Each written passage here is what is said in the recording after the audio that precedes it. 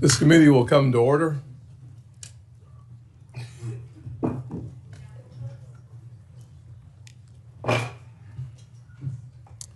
Good morning to everyone.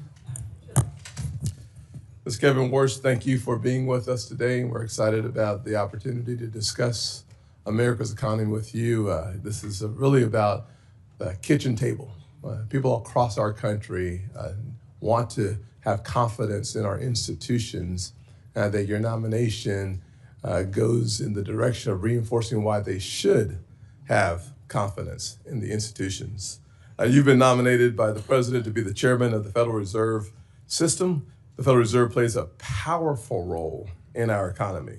Monetary policy choices made at the Federal Reserve can affect the Americans' ability to buy groceries, whether or not they can afford a home, how far their paycheck goes, especially at the end of the month. And in South Carolina, I hear all the time how families are working hard, doing everything right, and still feeling squeezed. Bidenomics made prices go up, and paychecks have not kept pace. Too many parents are stretching every single dollar they have just to cover the basics. And too many workers are wondering when the economy will start to feel stronger at their kitchen table, not just on paper. Congress, President Trump, and his administration are focusing on fixing the disastrous mistakes of Bidenomics to restore Americans' confidence in our economy. Through efforts like the Working Families Tax Cut bill, we are helping Americans keep more of their hard-earned money. Compared to the average tax return under President Biden over 4 years, the average return is up 24% since then. Just in the last year, the average tax return is now around $3,400, an 11% increase because President Trump and his leadership decided to focus on hardworking Americans who are struggling to make ends meet, paycheck to paycheck. Nearly half the country, half the returns filed in 2026 claimed either deduction for tipped income, overtime earnings, senior citizens, or auto loan interest for major parts of the Working Families Tax Cut bill that every single person on this dais to the right voted for. Under President Trump's leadership, Americans are keeping more of their hard-earned money, about $300 more every month. It is necessary that Congress continues to put money back in the hands of everyday Americans, and that is why it is important, and I want to be clear here, that is why it is important that we confirm Kevin Warsh to be the Federal Reserve Chair. The Federal Reserve has a clear dual mandate to promote stable prices and maximum employment. The policies of the Fed therefore directly affect Americans' cost of living and their income. And when the Fed is successful in fulfilling its dual mandate, affordability improves, with Americans taking home more money and paying less for everyday necessities. Unfortunately, in recent years, the Fed has faced real challenges. There have been questions about its decisions, its focus, and whether it has engaged in issues far outside its jurisdiction. Under the Biden administration, the Federal Reserve appeared to move with the political winds, raising real concerns about politics and weaponizing one of the most powerful weapons we have for good economically, the entire Federal Reserve System. For example, under the Biden administration, the Fed pushed climate-focused initiatives only to reverse that climate agenda as soon as President Trump took office. When actions appear to shift with changing political priorities, it can undermine confidence in the independence of this great institution. An independent Federal Reserve is essential to achieving its mission. Markets depend on it. Families depend on it, and that independence must be protected. The American people expect the Federal Reserve to stay focused on the economy, not politics. Today's hearing is an opportunity to refocus the Federal Reserve on its dual mandate to increase economic stability and affordability for everyday Americans.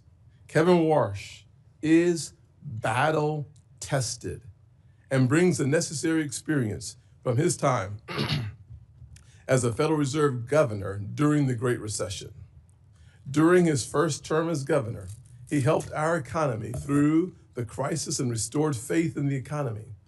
He has seen the economy in its darkest days and understands how economic decisions affect job growth, our economy, and the opportunities that we have come to love as Americans. We want every citizen in this country to have a chance to live their version of the American dream. And that means having our private sector economy running as strong as possible, which means your focus has to be on everyday Americans and not politicians, not the political wins, but on everyday Americans who desperately want to restore their confidence in our institutions. Today, this committee will examine the plans Mr. Warsh has for his return to the Fed, this time as chair, and how he plans to lead the institution at a critical moment to deliver lower cost and real relief for working families. For folks back home in the great state of South Carolina and across the country, the goal is simple. They want lower costs and more opportunities. The Federal Reserve plays a key role in bringing prices down and helping wages go up. Confirming Kevin Warsh will make sure that affordability is at the center of our economic agenda. Senator Warren is now recognized. Thank you, Mr. Chairman. And if I may, I just want to start by saying one of our members lost a child yesterday. And I know our hearts go out to Mark Warner and his family, and that is true on both sides of the aisle, that we may disagree on policies, and we may do so vigorously, but when it comes to the safety and security and the health of our families, I know we are as one, and we are praying for them. And Ranking Member, Thank you. I think it'd be appropriate for us to take a few seconds of silence on his behalf. 36 years old, the one thing you don't want to do as a parent.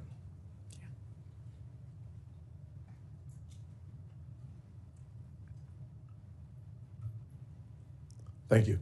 Thank you. Thank you, Mr. Chairman, and appreciate all you do. Okay. So we should not be having this hearing today. And here's the context.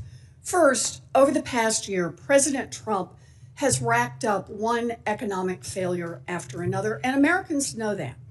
Consumer sentiment just hit its lowest level on record ever.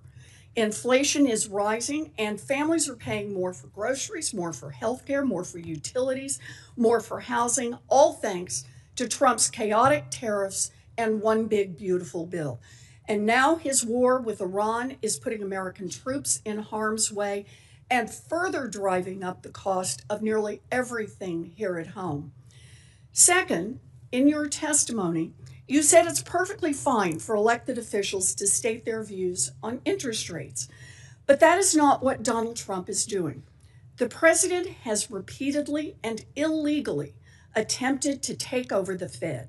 His bogus attacks on Governor Lisa Cook and Chair Powell were designed to threaten all the members of the Fed to do Trump's bidding and open more spots for Trump flunkies. Why try to end the independence of the Fed? Because Trump's economic failures are causing him political problems, and he wants the Fed to use monetary policies to artificially juice the economy in the short term, and this is his last chance to do that before the November elections. Having a sock puppet in charge of the Fed would also give the president access to the Fed's powerful authorities to enrich himself, his family, and his Wall Street buddies. It could mean granting special accounts to his family's crypto company or bailouts to his friends on Wall Street if they get into trouble. In other words, a Fed under Donald Trump's control creates more opportunities for Trump's corruption. Third, the nominee before us today, Kevin Warsh, is uniquely ill-suited for the job as Fed chair. In our meeting last week, we discussed the 2008 financial crash, where 8 million people lost their jobs, 10 million people lost their homes, and millions more lost their life savings. Giant banks, however, got hundreds of billions of dollars in bailouts. Mr. Warsh was a Fed governor from 2006 to 2011. That's before, during, and after the crash. And he said to me that he has no regrets about anything he did. So let's take a deeper dive into Mr. Warsh's record. In the years leading up to the 2008 financial crisis, he was an enthusiastic cheerleader for credit default swaps and complex securitizations. He dismissed repeated and increasingly urgent concerns from housing advocates across the country regarding subprime mortgages. He refused to use the Fed's authorities to address the risks that were building in the financial system.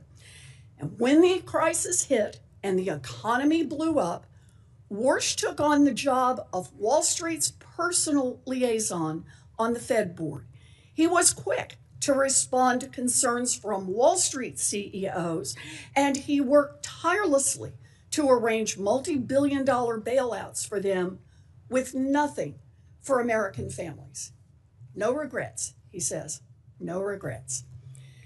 After the crash, most people on the Fed saw millions of Americans unemployed, people who'd lost their homes, and said now might be a good time to lower rates and make the cost of borrowing cheaper for businesses to avoid more layoffs and make it cheaper for Americans who are worried about paying their mortgages or their credit cards. But not Mr. Warsh. Nope. He wanted to keep interest rates high. And he sang the same song for more than a decade, even as the economy struggled. When the job of Fed chair became available during Trump's first term as president, Warsh held on to his high interest rate inflation hawk views, and Trump passed him by. Regretful, he soon reversed course and called for the Fed to pause interest rate hikes. Then, once Trump left office, Mr. Warsh flipped again and was even criticizing the Fed for cutting rates in the fall of 2024. But as soon as Donald Trump became president a second time, Warsh reversed himself once more and began shouting from the rooftops about how the Fed should cut interest rates. Evidently, he learned his lesson. This time around, he sucked up to Donald Trump to snag his dream job. Mr. Chairman, last week, every single Democratic member of this committee asked that you postpone this hearing and instead conduct oversight on the president's role in directing bogus criminal probes into Chair Powell and Governor Cook. The Senate should not be aiding and abetting Donald Trump's illegal takeover of the Fed by installing his chosen sock puppet as chair. It's an invitation for corruption and for economic catastrophe. We have the power to stop it, and we should be using that power. Thank you, Mr. Chairman.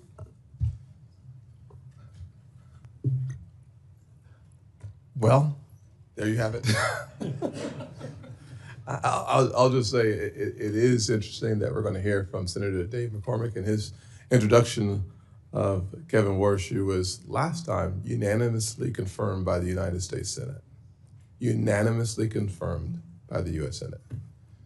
Dave, the floor is yours. Thank you, Mr. Chairman, Ranking Member Warren, distinguished colleagues.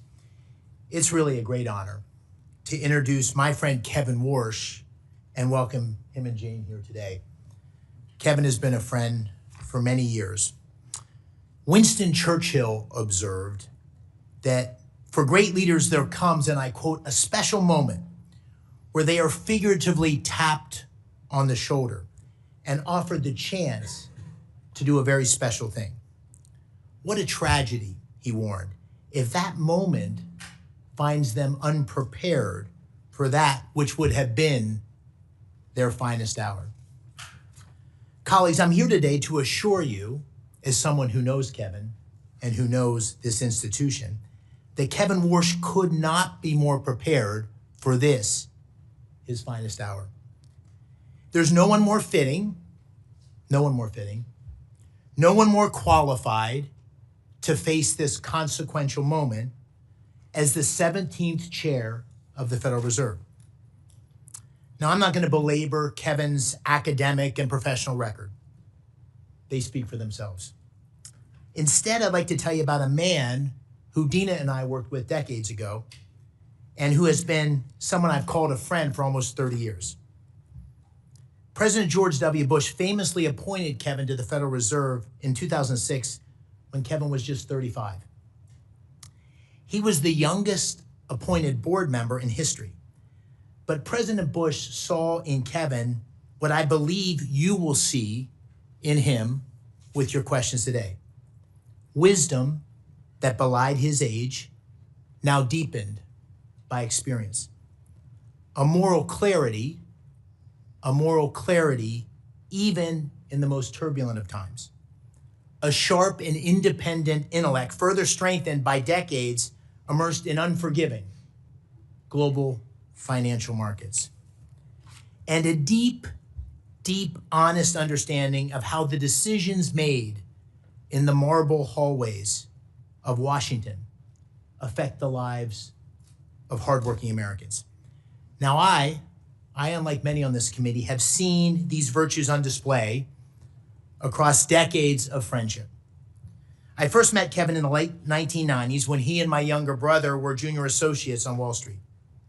And a decade later, we served together in the crucible of the global financial crisis. I as the Undersecretary of Treasury for International Affairs and Kevin on the Fed board. For nearly 2 years, we worked hand in hand to contain the damage and navigate the country through the crisis. And I know that then Chairman Ben Bernanke relied heavily on Kevin during those turbulent times, and I did too. And I've continued to seek his counsel regularly in the years since. Now, Kevin came to Washington all those years ago as an outsider, an idealistic young man determined to serve his country, one who has succeeded beyond all expectations. And he returns today as the ideal candidate to lead the Fed at this most crucial juncture. If confirmed, Kevin will inherit a Federal Reserve in need of repair and confronting serious uncertainty.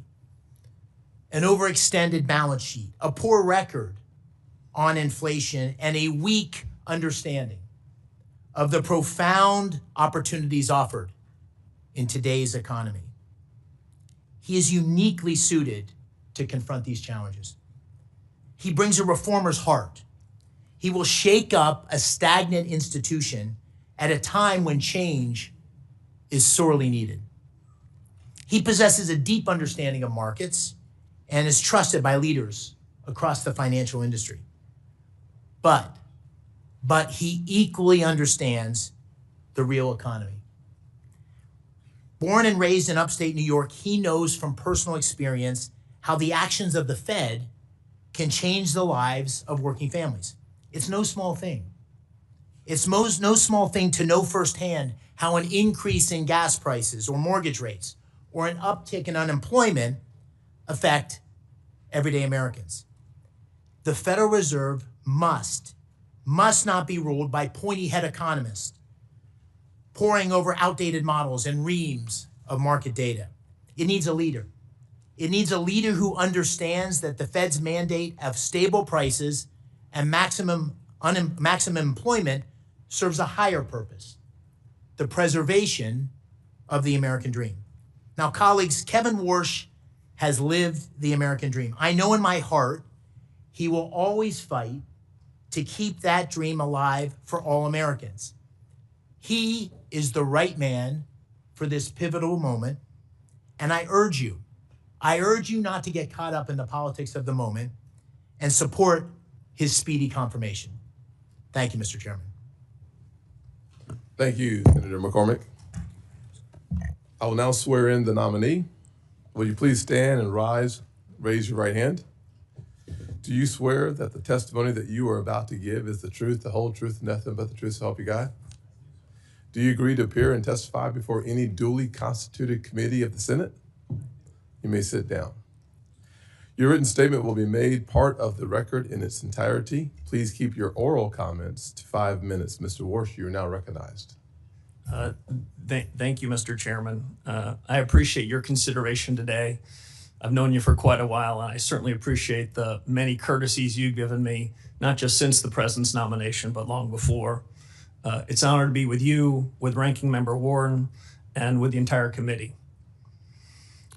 I'm deeply grateful to President Trump for asking me to take on this public trust, because that's what it is, a public trust. The president believes that real economic growth in the U.S. and real take-home pay will accelerate. I share the president's confidence in our country and its people.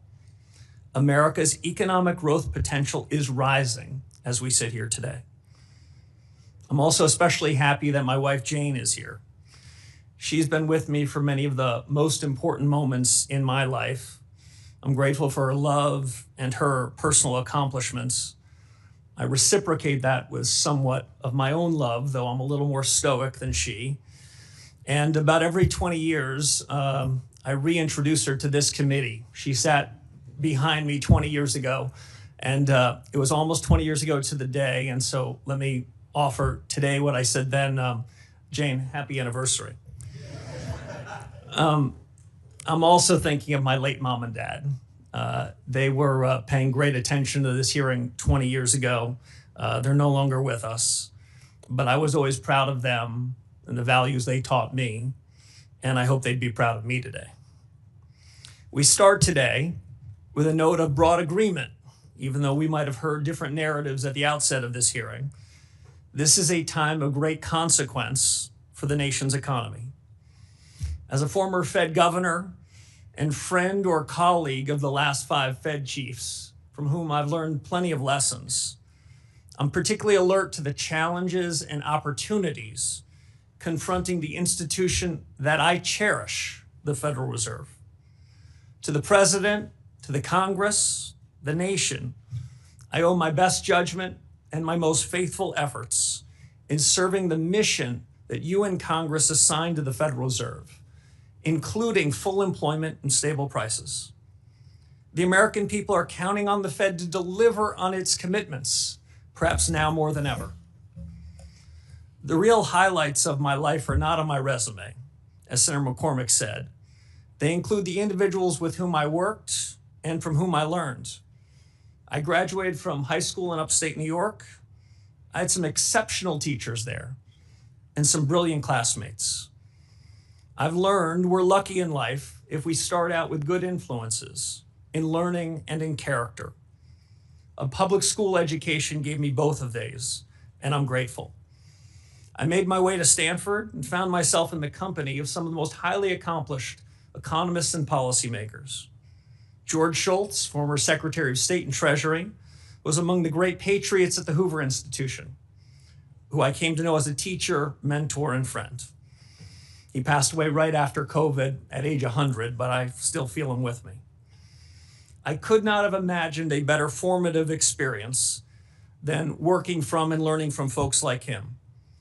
I could tell you about all the things I learned, but maybe the most important was to be around people completely devoted to the ideas and ideals of our country. Silicon Valley in the early 90s, another fitting backdrop for all of the things we confront today. I found myself in the right place at the right time. The US was at the vanguard of a new era of technological leadership, and I just looked out my door to see it. Now, in the last 15 years, I've gained deep experience in macro and in markets, working with Stan Druckenmiller. He never held a position in government, but is no less a patriot. He never got a PhD in economics, but I don't know a finer economic thinker. Without their guidance and the guidance of Condi Rice, my friend, and I should say my boss at the Hoover Institution, I doubt I would be sitting before you today as the president's Fed chairman nominee. But I'm certain of one thing. Absent their tutelage, absent their example, I would not be as prepared for the urgent, mission-critical task at hand. In between these bookend experiences, I served quite a while ago as a governor at the Federal Reserve. At the onset of the financial crisis, as Senator Warren said, our central bank played an indispensable role, and we benefited enormously from the credibility that our predecessors had built up and passed down to us, governors of the Fed at the time. In these unusual and exigent circumstances, I saw the Fed and its people at their very best. But I also witnessed an institution that was tempted to play a larger role in the economy and society. So let me be very clear. Monetary policy independence is essential. Monetary policy makers must act in the nation's interest. Their decisions the product of rigor, deliberation, and unclouded decision-making.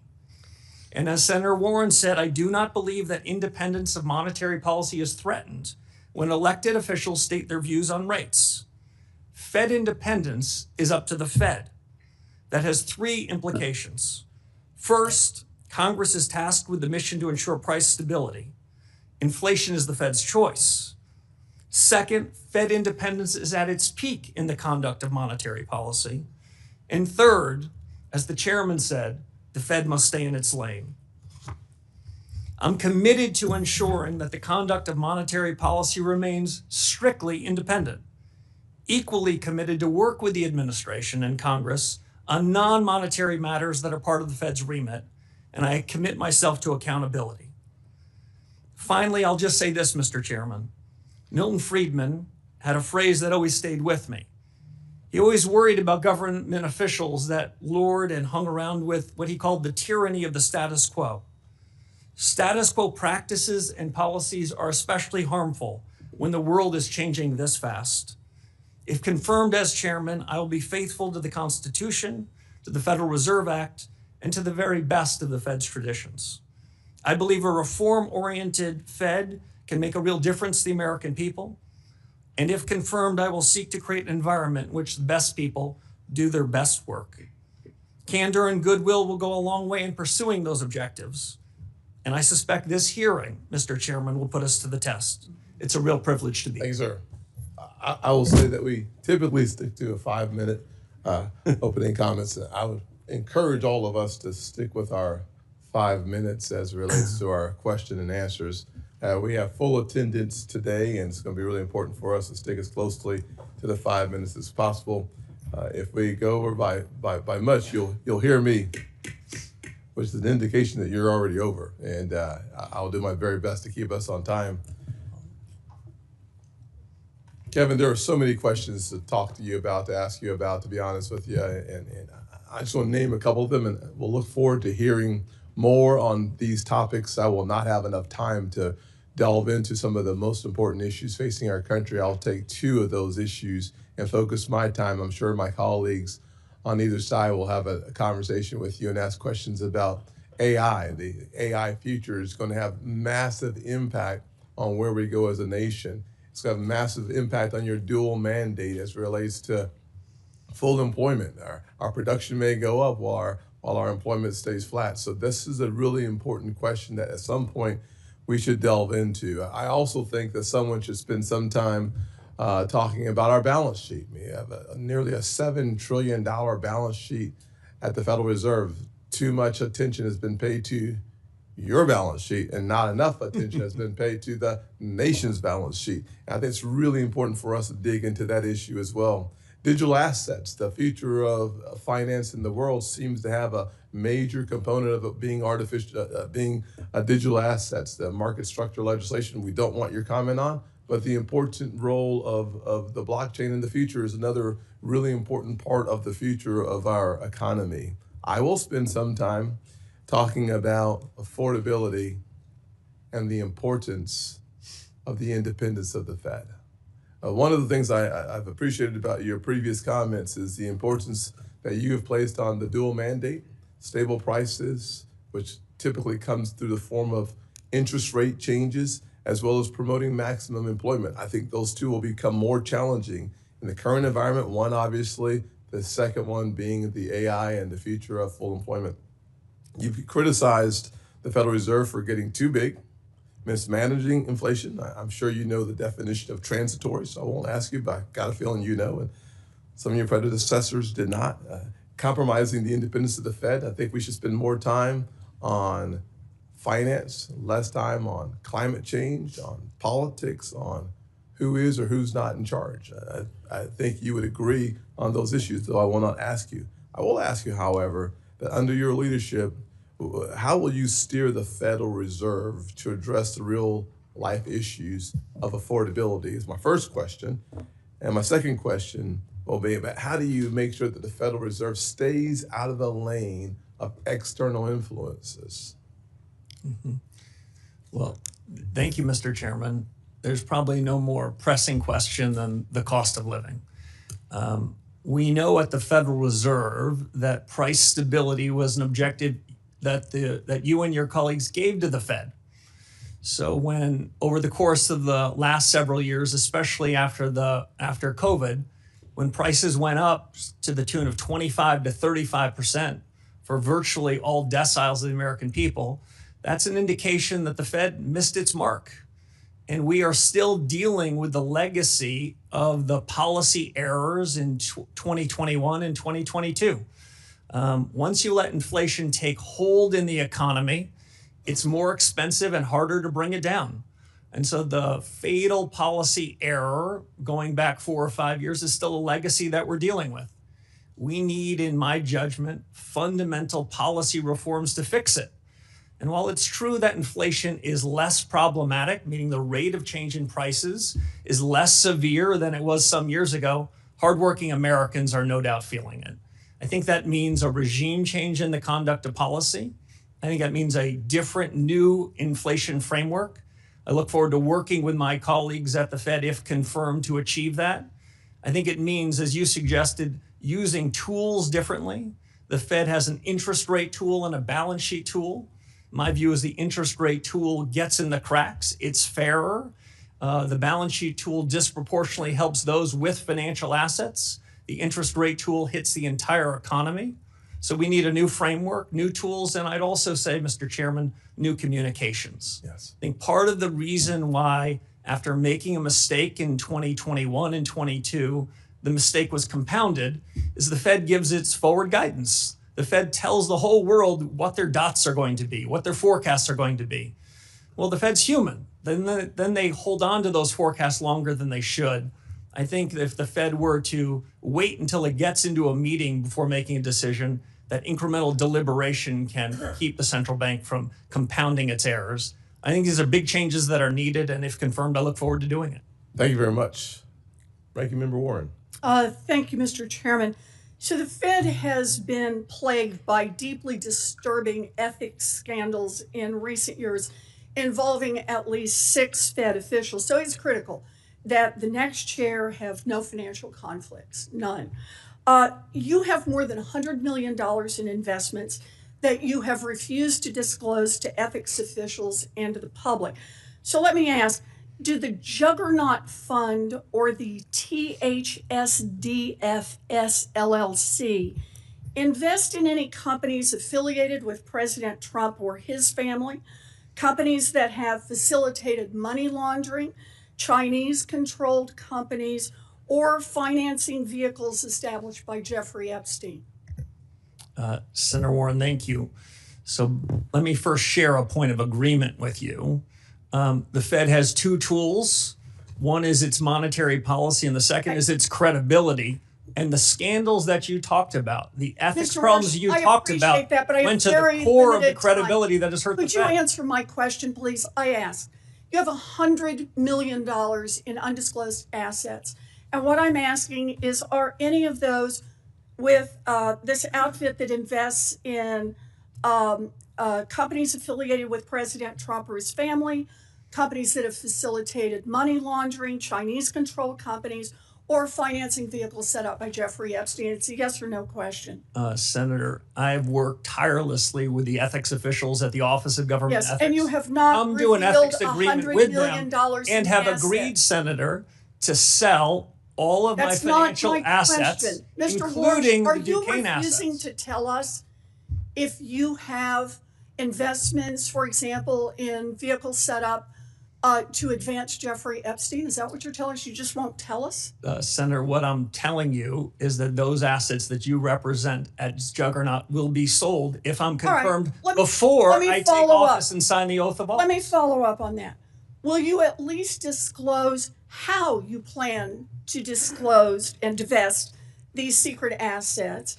I'm sure you understand that the public might question your motives if, for example, billionaire Stanley Druckenmiller, who you honored in your opening statement, and who makes a living guessing what the Fed will do next, cuts you a massive check for $100 million as you take the oath of office to become the new Federal Reserve Chair.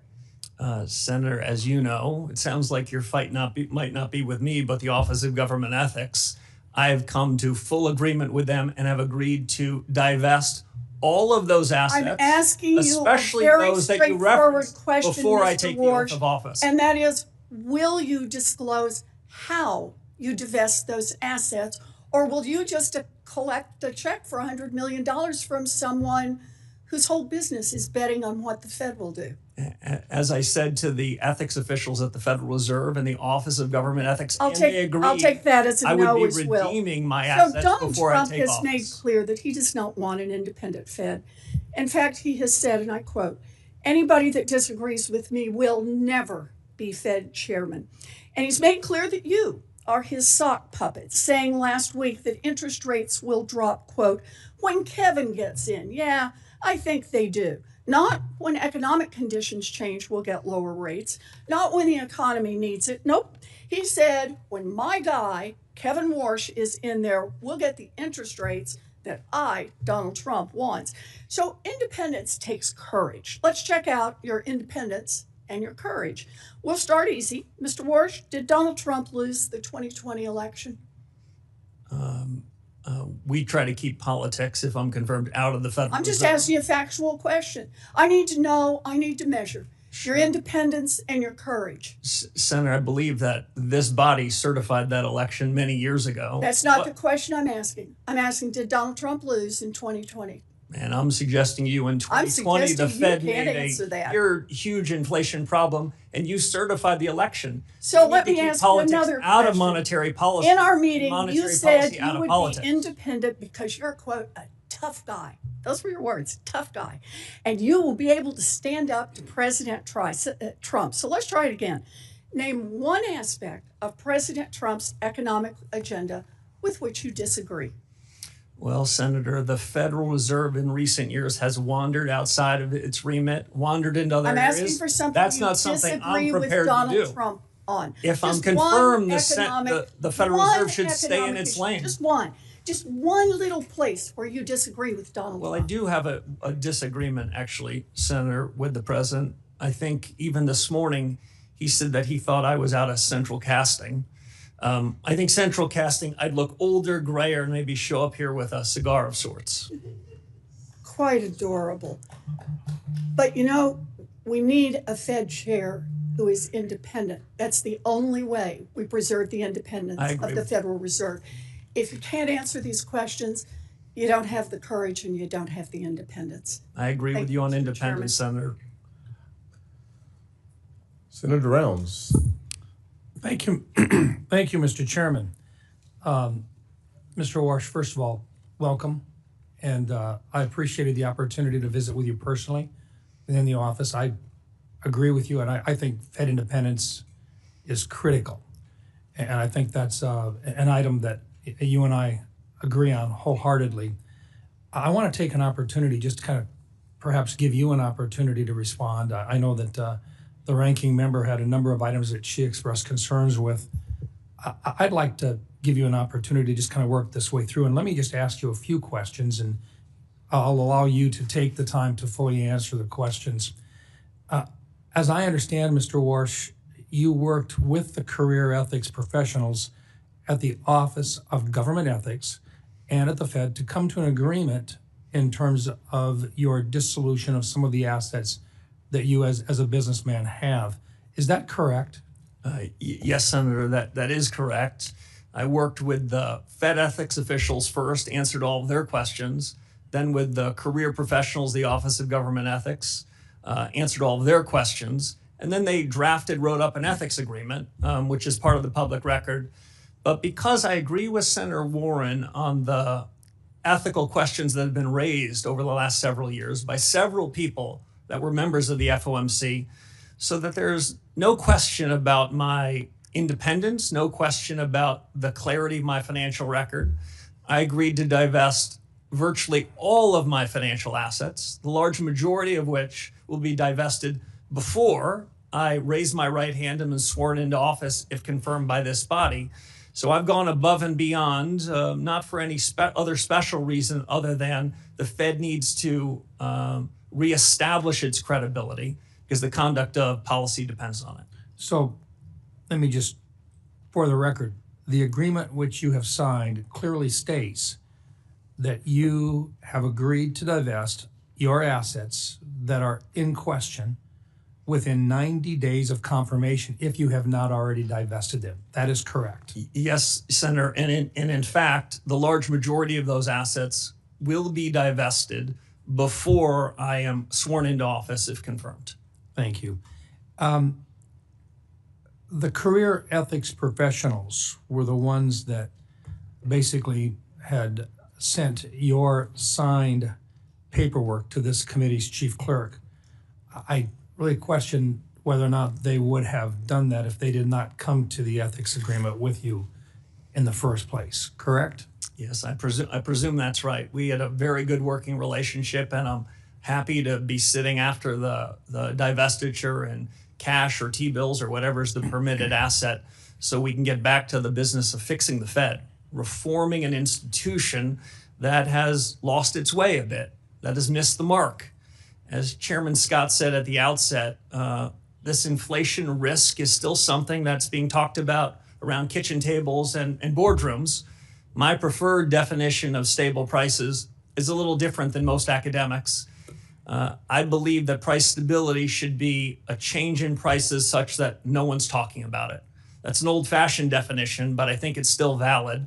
And the sooner that we can reform the institution with my colleagues, if confirmed, the sooner we can ensure price stability, and we can have a new set of leaders atop the institution with high, credible, ethical standards to return the Fed to what it should be.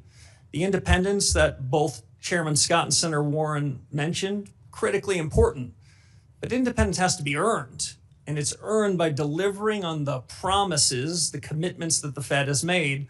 And as the Fed hasn't delivered on those promises, we shouldn't be surprised that we hear politics that are entering the room at the Fed, and you get the politics out of it so the Fed can focus on its day job, deliver on full employment and stable prices. It's true that people want to see stability within the Fed, but is it okay for a Fed governor or a chairman to change their mind on a particular policy? It's more than okay, it's essential. Economics is not physics, it's not math. Frankly, most of us that ended up in the economics business, we started like I did as a math major. It was too hard. So we ended up in economics. In economics, what we need to do is focus to the left of the decimal point, not to the right of the decimal point.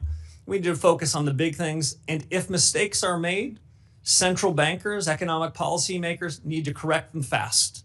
The real mistakes, the mistakes that cause inflation to be persistent, to undermine hardworking Americans' standard of living, and when those mistakes go on. Thank you. Thank you, Mr. Chairman. Yes, sir. Senator Reed. Mr. Chairman, before we start the next question, I ask that we have entered into the record the U.S. Office of Government Ethics certification, which requires that all nominees disclose all of their assets and showing that Mr. Warsh is out of compliance and that he has not met the ethics requirements. Without objection, I will note, however, that what has been clearly articulated is that he will, according to his agreement with OGE, do what many others have done as well within 90 days, be not only in compliance, but to have divested himself from any assets that are in question. Mr. Chairman, can I ask? I don't think we've had other nominees who are out of compliance and not disclosing at the time they come before the hearing. Not on this committee, that's correct. Not in this committee. Before we, here's what we're not gonna do. Fair enough. We're not gonna have two chairmen, for sure. Just ask. Number one. Number two, what we're also not going to do is debate what we're putting into the record. And finally, what we are going to do is have a conversation about America's economy. And frankly, we all deserve the opportunity to ask our questions. We don't get to figure out the answers, but we do get to ask our questions. And I hope that we are able to continue in that direction. As long as we are, we're going to have a very good hearing. And if we're not, then I will find a way to help us expedite getting back on track. Senator Reid. Thank you very much, Mr. Chairman, Mr. Warsh. Until you dispose of all the assets you've identified to the Office of Government Ethics, you will not be in compliance. Is that correct? That's not my understanding. Excuse me, sir. My understanding is that a signed ethics agreement provides duties and responsibilities on me and duties and responsibilities on the government. And that's what the nature of the ethics agreement is. You have an agreement that within 90 days, you will dispose of all your assets. All your assets, is that correct? Senator, I have an agreement within 90 days so that there is no appearance of anything inappropriate, that I would divest all of my assets, the majority of which before sworn in. What I've disclosed, Senator, is all the information that is mine to disclose. I've shared all information about assets that I control and that I can share, which I did much to the satisfaction of the Government Ethics Office. Excuse me. What you've said is that you will take the oath, if confirmed as chairman, with assets that have already been identified as presenting potential conflicts of interest. Will you agree to not take the oath until you have fully disposed all the assets that you've been identified? Senator, I'll agree to take the oath pursuant to the terms of the ethics agreement that I struck with the Office of Government Ethics. I don't think anyone could do more than that. Other than me, I've agreed to divest even more assets so that I will have virtually no financial assets. The divestiture is totally up to you. You can select what assets you're disposing of, what assets you keep. Is that correct? And then still be sworn in as chairman. The divestiture is up to the agreement that I struck with the Office of Government Ethics. Who makes the decision as to what assets are divested, you or the Office of Government Ethics? Both of us. That's why it's an agreement. Excuse me. I must commend you on the way you can circularly go around questions and not answer them. It's a skill. Unfortunately, it's not a good skill for the chairman or of the Federal Reserve Board. We typically ask questions and expect to get direct, faithful answers. You haven't given them to the ranking member, and you're not giving them to me. So again, you feel you will not be, you will be compliant if after 90 days you still have a significant number of assets that have been identified as presenting conflicts of interest. Is that your view? No, Senator. If I were to violate the ethics agreement, I would not be in compliance. If I follow the agreement, I will be. Well, that's your position. I think others would differ. When you sell all your assets, where are you going to place the proceeds of those sales? I believe that Chairman Powell has placed them in sort of funds which are very difficult to individually influence. Do you propose to do that? Yeah, I propose to put them in permissible assets that are as close to cash or treasury bills as I possibly can. I haven't selected anything, but it will be as plain vanilla as possible so that there would be no appearance or reality of having any influence. We'll be sitting in something like cash. Okay. Now, the question of independence is just one that I think will dominate these proceedings. This morning, President Trump was asked on CNBC Will you be disappointed if your new Fed chair doesn't cut rates right away? And President Trump answered, I would. It's very hard to separate President Trump's obsession with rate cuts, his attacks on the Federal Reserve, on Chairman Powell particularly, and your nomination. So this independence thing seems to have evaporated quite quickly between President Trump's statements and your positions. Again, you maintain you'll be independent of President Trump? Yes, Senator, I do. Well, President Trump constantly maintains that nobody's independent of him, that it's his morality that guides the whole United States government, including the Federal Reserve, and that you will be someone who will carry out his wishes. Frankly, do you suspect that he chose you because you indicated to him that you want to cut rates? Senator, I don't know the reason for the president's choice, but I can tell you what I've been writing about for 15 years and what I said to the president, which is I'll cut rates if you give me the job. No, that's not what I said, Senator. Now, the president, as you might know, much like virtually all presidents I've either known or studied, presidents tend to be for cutting rates. I think the difference is President Trump expresses it quite publicly without surrogates or subterfuge, but presidents want lower rates.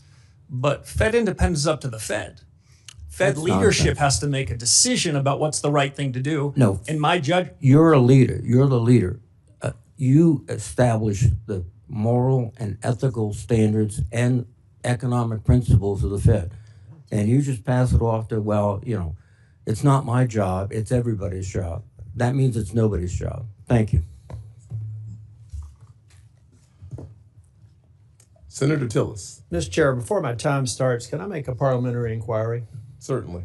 I want to make sure that we get this right because I'm not an attorney, but I think it's pretty important to suggest that according to Mr. Warsh, he has signed an agreement that is in compliance provided that he executes the agreement. Correct. So we should not have into the record that he is before us out of compliance because you stipulated that what Senator Warren said was a first of a kind here, but he is not out of compliance. He has agreement that if he executes, will be in compliance. That's why he's properly before us. And I just want to make sure for the record that that is clear. Yeah, very clear. Well, let me just say it. I'm going to reiterate what you just said, but I was writing it down myself. The Office of Government Ethics has entered into an agreement with Kevin Warsh that he has up until 90 days after confirmed to divest of his assets. So the word, I mean, to non-attorneys here, I heard someone say he's before us out of compliance, and that's why I checked with the staff to be absolutely certain. He is properly before us. He will be in compliance if he executes agreement that addresses the concerns that have been presented by some of my colleagues on the other side of the aisle. I just want to confirm for the record that that is in fact accurate. So if we're doing a matter here of, is this parliamentary inquiry? Is that what this is? I've made a parliamentary inquiry, so I'm not burning my time on something I that I thought understand. felt like a cheap shot to say he's out of compliance when in fact he's not. Then I'd like to ask the other question, and that is, have we seen this agreement? Do we have any way to verify that, in fact, these sales will occur if we have no idea what's in them and no one has told? And let's remember the law for a minute. The Fed, unlike other parts of government, do not have a 90-day you can be out of compliance. Fed law is explicit that you cannot own any portion of a financial interest in a bank. or a Mr. President, financial Mr. institution. Chairman, excuse me Very for good. interrupting. This- Senator, Now I'm going to let the attorneys take are we over. going to all get extra time here? No. I'd like extra 3 minutes, All right. okay? But, Mr. Chair, I just, for the record, and the only reason I said That was a parliamentary inquiry, so it doesn't count, Yeah, but okay? Mr. Chair, the reason I mentioned that is because you had stipulated it. I don't think you meant it this way, but you as a chair said that this is the first of a kind of someone being out of compliance. I don't think you meant that. I wanted to make sure Let me it was clear for the record. Well, let me just be very clear again. The career ethics professionals were the ones that sent Mr. Warsh's signed paperwork to this committee's chief clerk. They would not have done so if they did not come to an ethics agreement with Mr. Warsh. Mr. Kennedy, Senator Kennedy does raise a good point. We are going to stick to our timeline, and I appreciate you raising the point of how long an inquiry can go on, and that does not buy you more time unless, of course, we all decide we want more time, and then I would rule on that, and I would rule against it. Thank you, Mr. Chair. Mr. Warsh, congratulations. You can't count this as a date with Jane, particularly this one. I think probably the first hearing was a little less acrimonious. I'm not going to ask you anything. You can take a break and get ready for the bludgeoning on the other side. They're going to beat you till you bleed, and then they're going to beat you for bleeding. I'm going to talk about what's preventing me from being in a position to vote for you until we've spent time together in my office. You have extraordinary credentials. They're impeccable. I think the way you're dealing with the ethics issue is strong. Problem I have is where we are right now. And I start by saying I loved your opening statement. I love your focus on the independence of the Fed. I love the idea of Fed independence with respect to achieving the dual mandate, but Fed transparency on so many other things that the Fed does that, frankly, we're all frustrated with, bank examination, supervision being some among them that I think we should have more insight into. Mr. Chair, I'd like to submit for the record 2 executive orders under President Trump, one in 2020 and one in 2025, talking about making federal architecture beautiful again and focusing on trying to preserve the integrity of old buildings. Without objection. Thank you. And Mr. Chair, I will be submitting an analysis, but if we can go to slide 2 and turn it up right. Much has been made about the building project that has Chair Powell under investigation. I'm not going to get into the details except to say that I used to work for a firm that did audit and compliance. So I'm naturally wired to go back from the ground up and figure out what the deal is. Here's what I know. The Martin building has been conflated into this project to make it a $4 billion building. Even if you put the Martin building in, it's a $3 billion building. The reality is what we're talking about is the Eccles building and the East building, for which, bring that up higher, Jack, you're a tall guy so people can see it. These are the overruns. And these overruns occurred in part because the cost of inputs went up 69% since the original estimate. Asbestos was identified, remediation was required. Pylons had to be built underneath the building because it turns out they used it as a landfill and they had a water table issue. There were a variety of reasons why this building went over budget. And as a matter of fact, if we put everybody in prison in federal government that had a budget go over, we'd have to reserve an area roughly the size of Texas for a penal colony because of the way government projects work. And the reality is the overage of inflation adjusted was about $730 million, the majority of which seems to be legitimate. Next slide. Not acceptable, unfortunate, but legitimate. Now, what I've really got a problem with, and we're talking about Fed independence. By the way, I think you're going to be independent. You have to be. You got to convince 11 other people to vote with you, at least the majority. It's a consensus organization. You try to get the majority to. Most of these votes are 11-1. So if anybody thinks the president can appoint somebody and you unilaterally can control things, you're going to be an unsuccessful chair if history is any guide, and you've served under some of the best. So I know you're going to do it right. The problem that I have here is that we had some U.S. attorney with a dream or assistant U.S. attorney thinking it would be cute to bring Chair Powell under an investigation just a few months before the position was going to be open. This happened this year. Normal course and speed. Here's how it works at the Fed. May the 15th, the term would have expired. We'd be having this hearing. You'd be getting confirmed. Custom also suggests that the sitting chair, even though he has 2 years left on his term, would have exited. But instead, we have somebody who thinks a building project that went over by about $700 million with a lot of what seemed to be justifications for it are holding up this whole process. It sounds like to me somebody over in the DOJ didn't even check with the boss. The boss said on the same night that I said I can't go forward until this bogus investigation is done with, said he didn't know anything about it. So we've got people in DOJ over in the DC circuit or the DC district doing these investigations. We have got to end this investigation. Big DOJ didn't know about it. The president didn't know about it. Let's get rid of this investigation so I can support your confirmation. Mr. Warsh, the only thing I've found the least bit odd about you is you've never watched an episode of Seinfeld.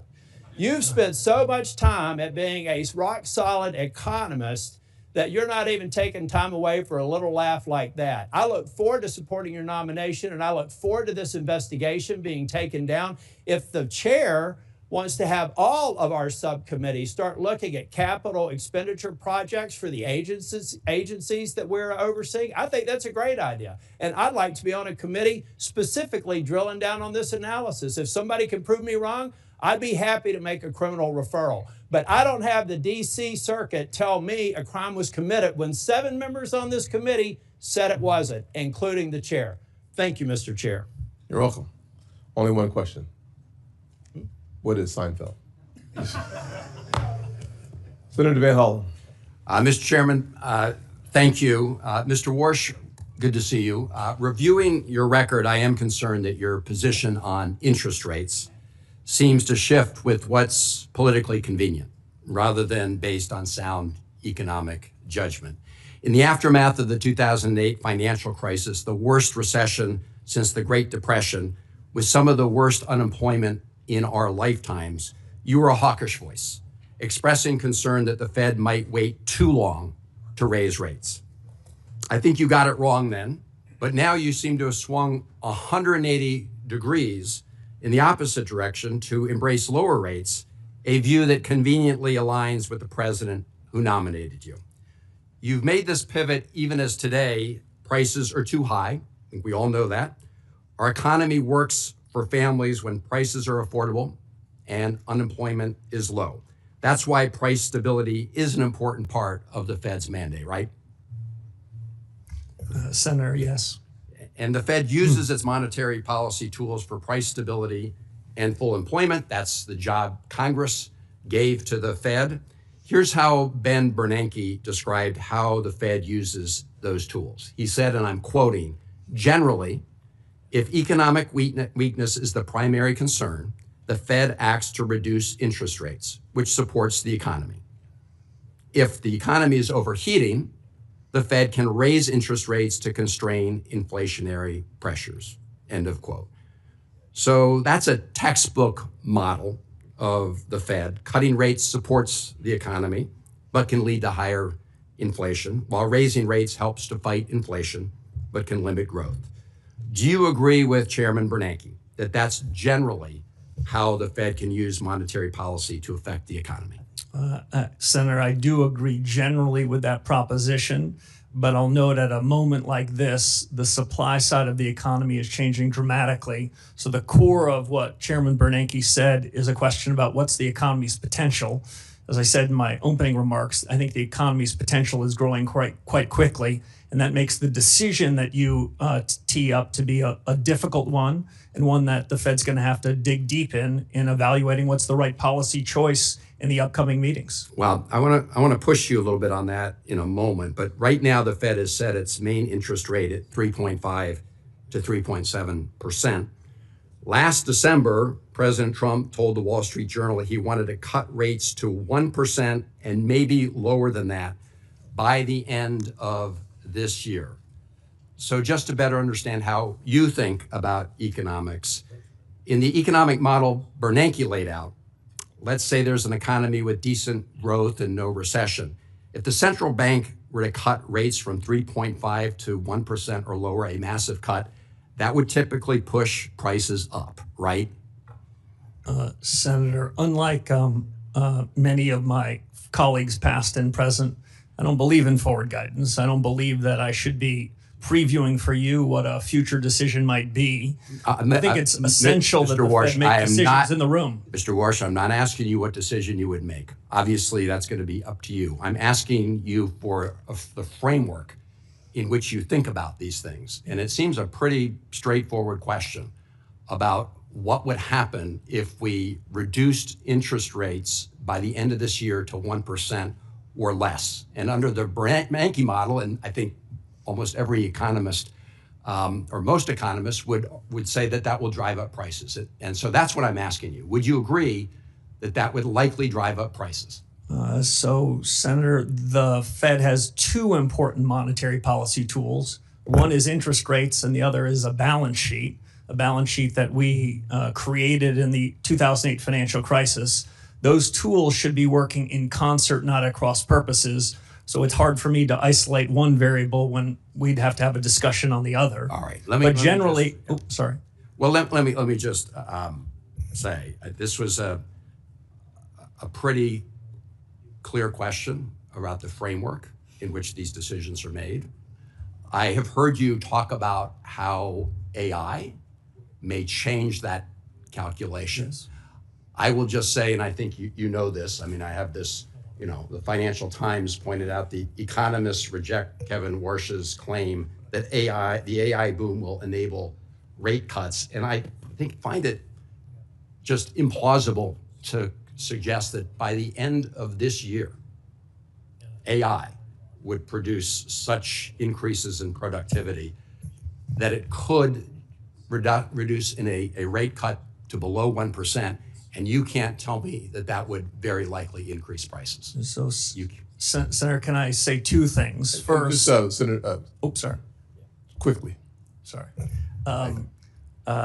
Monetary Policy Center works with long and variable lags.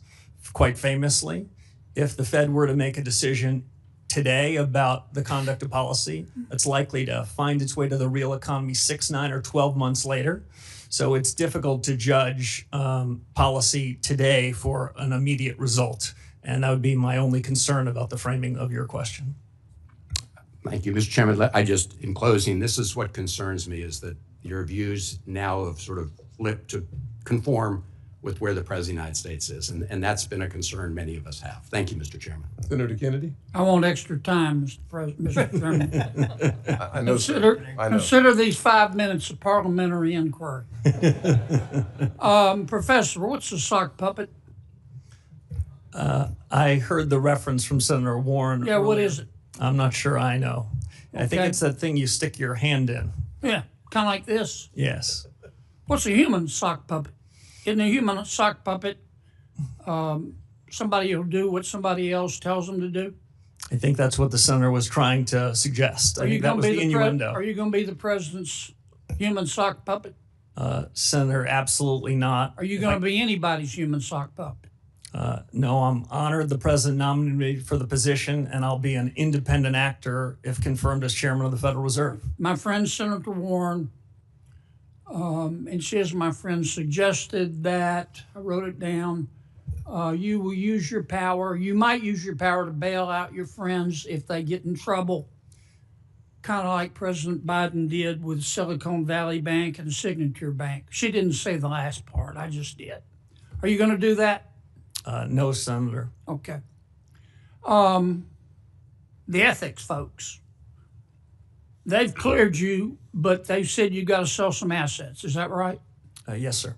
Okay. And these assets that you have, you can't just hold a yard sale, can you? No, not for most of them. Sir. Okay, so it takes a reasonable period of time, right? Yes, sir. And you've promised to sell them, right? I did. And if you don't sell them, we'll know, and the ethics folks will know, right? Yes, I'd be in violation of the ethics agreement if I refused to sell them. But you're going to sell them, right? Yes, Senator, I will. Okay. Can we agree that politicians have the right to offer you advice about what to do with interest rates? Senator, we can agree, and it's not something that I would shy away from. I've heard many senators from this very committee in years past express strong views on interest rates. Okay. Humble central bankers should be listening and then making their own decisions. Some politicians matter more than others.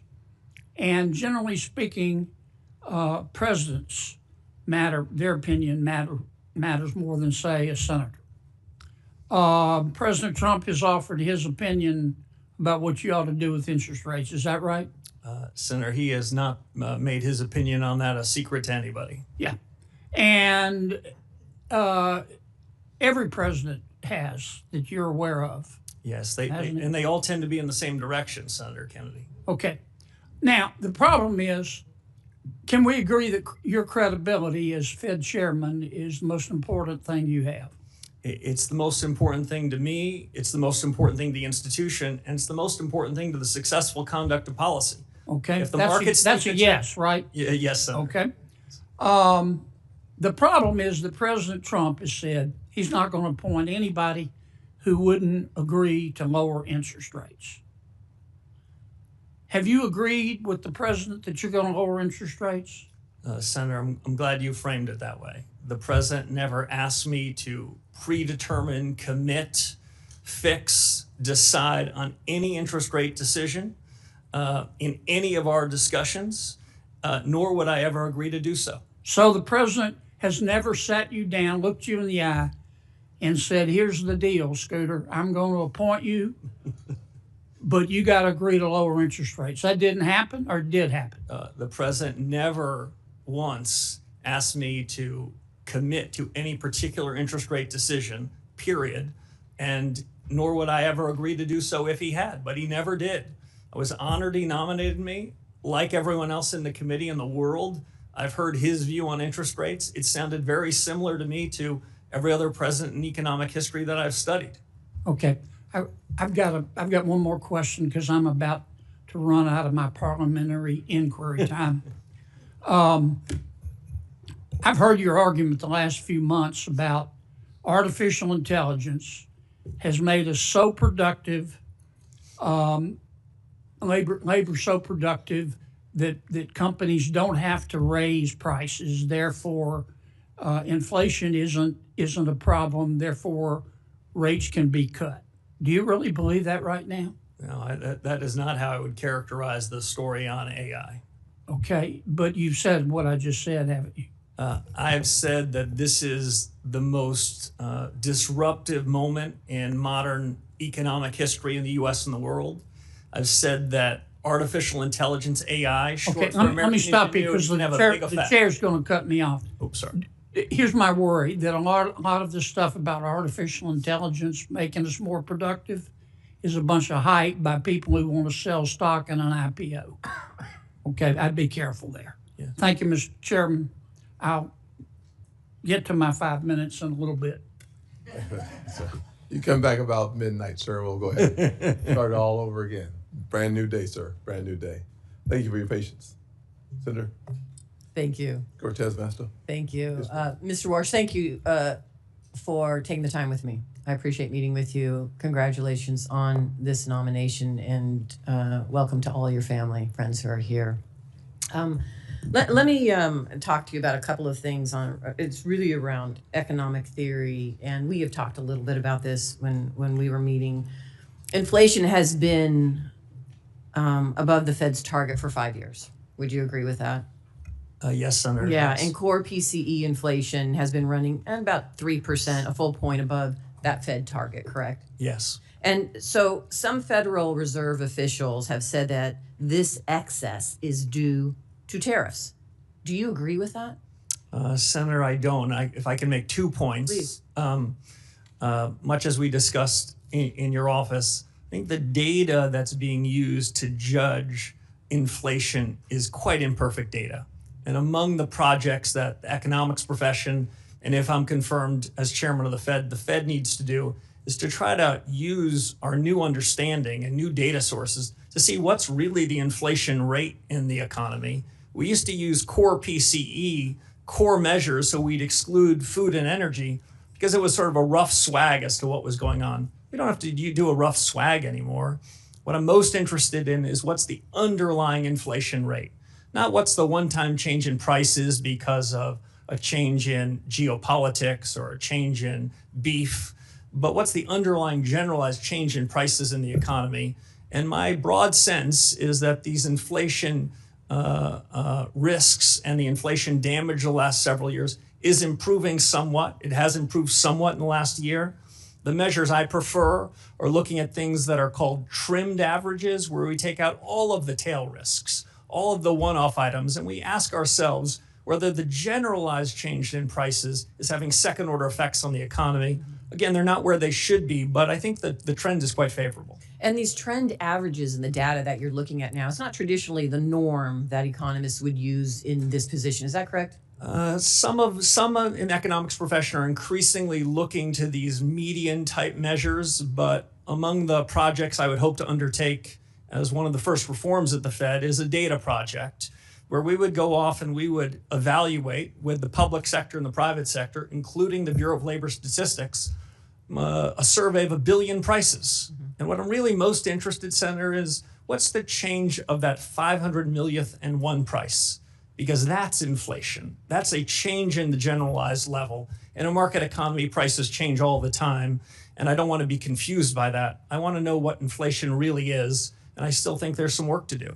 And I respect, listen, I'm listening to you today and talking with you. I respect you truly believe as an economist and a theorist in this theory, in what you are talking to us today about, which is traditionally not the norm.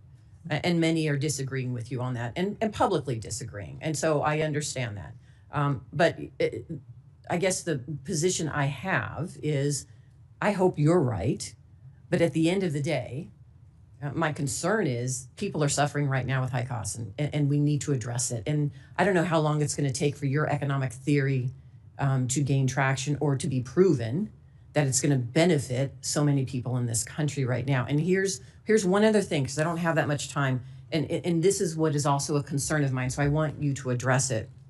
Earlier, you've been on the Federal Reserve Board, and you were there during the financial crisis of 2008. You and I talked about this. I was the Attorney General then. It hit Nevada so hard. Here's what I do know, and at that time, in 2006, you attended numerous meetings where housing experts pleaded with you to stop predatory mortgages. In fact, Gail Burks, who was the CEO of Nevada's Fair Housing at that time, who I worked with, repeatedly warned Fed leadership, including you, about predatory lending practices such as flipping loans or misinforming seniors about reverse mortgages. And in 2007, you said, and I quote, subprime mortgages have gotten a bad name in this environment, and in some cases, that's not just. You also said that you don't see any immediate systemic risk issues among big banks. And you said that at that time. And then just recently, and this is what I want you to address, Senator Warren has said that you told her you had no regrets during this tenure. How can we trust that your economic theory, when you were wrong then, is going to be the accurate theory we need now to help so many families and businesses that are struggling with the policies that we're dealing with now? Senator, let me address a few things. The chairman is going to cut me off when he must, but I would say this. For many years before the global financial crisis, I warned about the very real risks of Fannie Mae and Freddie Mac blowing up, which they did. I think that part of the housing market was vulnerable for many years, and not enough was done about it, even in spite of my protestations and my urging about GSE reform. It wasn't done. I think that compounded the financial crisis. Secondly, I think subprime mortgages then, subprime assets then, were indicative of prices of almost every financial asset that were mispriced. What I suggested then and what I believe now is that subprime mortgages were just indicative of a set of prices that were incorrect, and they all repriced. Just to give one fine example before I turn to the chairman. Perhaps no examples right now. Okay, sorry. Let's go to Senator Thank you. Haggerty. I want to give you an opportunity to finish that exchange. Thank you, Mr. Chairman. And Mr. Warsh, I want to welcome you and your family. And I want the committee to know that I've known Kevin Warsh for 30 years. We first crossed paths back in 1992, shortly after Kevin graduated from Stanford. We both worked on the White House staff at that point in time. And I just want to say this, that the man testifying before us today is the same man that I got to know then. Serious, disciplined, with a true heart for public service. And I want to say this, I've said it before, Kevin Warsh is the man for the moment. His background, his experience, and his discipline are precisely what we need to bring our economy into its full potential. I'm delighted to see him here today as we both reinforce confidence here at home and do the same thing abroad. And if I think about Kevin's qualifications, think about the contrast with the nominations that we saw with the last administration. I think this committee will recall that President Biden nominated a prospective federal bank regulator, frankly, a graduate of Moscow State University in Russia, who advocated for replacing private bank deposits with retail accounts held at the central bank. Those who might criticize Kevin for his private sector success miss the point. Kevin's experience is not a liability, it's an asset. It brings a practical understanding in terms of how markets function to bear, how capital is allocated, and how policy decisions shape the real economy. Mr. Warsh, how will your experiences in both the public and the private sector shape your governance of the Fed should you be confirmed? Senator, thank you very much, and thanks for the kind introduction. For your colleagues on this panel, Senator Haggard and I shared a desk in 91 and 92, so I've known him for a very long time. I think my prior experience at the Fed, which some of your colleagues made reference to, are going to allow me to hit the ground running. This is as consequential a moment for the U.S. economy and frankly for the institution as at any point since the late 1970s. And so my experience at the Fed, my understanding of the people, the culture, the governance, and of the things that are ripe for reform are going to give me a leg up. We don't have a long time to do new studies and contemplate what reform should be. We have a short window to try to bring inflation back down to where it should be to ensure price stability. And because AI that Senator Kennedy referenced is so consequential, and AI is quickly becoming at something like escape velocity, it's important to revisit the Fed's models and see whether this innovation cycle, while it could have over time improvements in the price level and make the Fed's job on inflation easier, there's a question about what that means for employment, which is another part of the Fed's mandate. So I think that's part and parcel of what my background and suggestion and history would suggest. But if I can make one other point, what the Fed needs is a reform to its frameworks and reforms to its communications. I've seen what the Fed's done well, and often I'll give them one cheer or two, but now more than ever, the Federal Reserve needs 3 cheers, and that's what I hope to deliver. Well, let's stay on this point, particularly, and you've mentioned this in your commentary, the point of the Fed's mission creep over the years. If you think about what the Fed has done, they've strayed into what I would call politically contentious areas. They've gone well beyond their core mandate. And we've seen this across the Federal Reserve System. And what the Fed has done is eroded its credibility as what it should be, which is an apolitical and independent central bank. In bank regulation and supervision, the Fed's focused on non-material and often politically charged areas. I'm thinking about climate change policy here. Elsewhere in the Federal Reserve System, we've seen regional reserve banks used as platforms for promoting very divisive partisan policies. There I'm thinking about DEI, climate policy, even racial reparations. The Minneapolis Fed even went so far as to publicly lobby for an amendment to a state constitution on education policy. How far beyond the remit can they get? In the 2020 Monetary Policy Review, the Fed even sought to redefine its legislative mandate of maximum employment as a broad, quote, broad-based and inclusive goal, close quote. That's tacitly understood to mean that the Fed should accept higher inflation to privilege select groups of Americans. And while the Fed undertook this social engineering, it also financially engineered a massive footprint in our market. QE provided near unlimited bid for government debt, which of course made it easy for us to subsidize more government debt here. It subsidized government financing, and it encouraged, frankly, what I view as very reckless federal spending. In each of these examples, we see a clear pattern. The Fed has strayed beyond its core mandate to encroach upon policy decisions that ought to be left to those of us that are democratically accountable. Mr. Warsh, the Fed's own actions have eroded its credibility. What do you think should be done to regain public trust? Senator, robust reform. The Fed can deliver on the mandate that you gave it if it sticks to its knitting. As it wanders into areas upon which it has neither authority or expertise, it loses its focus. And I'll just give one example. In 2020, as you reference, when the Federal Reserve changed its inflation framework in August of 2020, inflation was running at around 1.72%.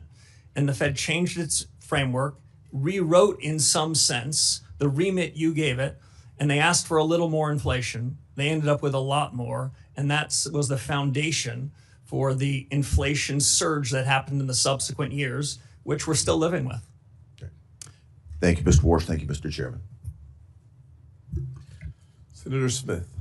Thank you, Mr. Chair. Good morning, Mr. Warsh. It's still morning. Let me start with this. I think you have said that you have confidence that this economy has potential. I think that's fair to say. And you've also said that this is a time of great consequence for the nation's economy, perhaps one of the most significant hinge points in a couple of generations. That's fair to say? Yes, Senator. Thank you. And so I agree with that. And I actually want to go a bit further because I think that it seems to me that this economy is amazing for rich people, people who have a lot of capital.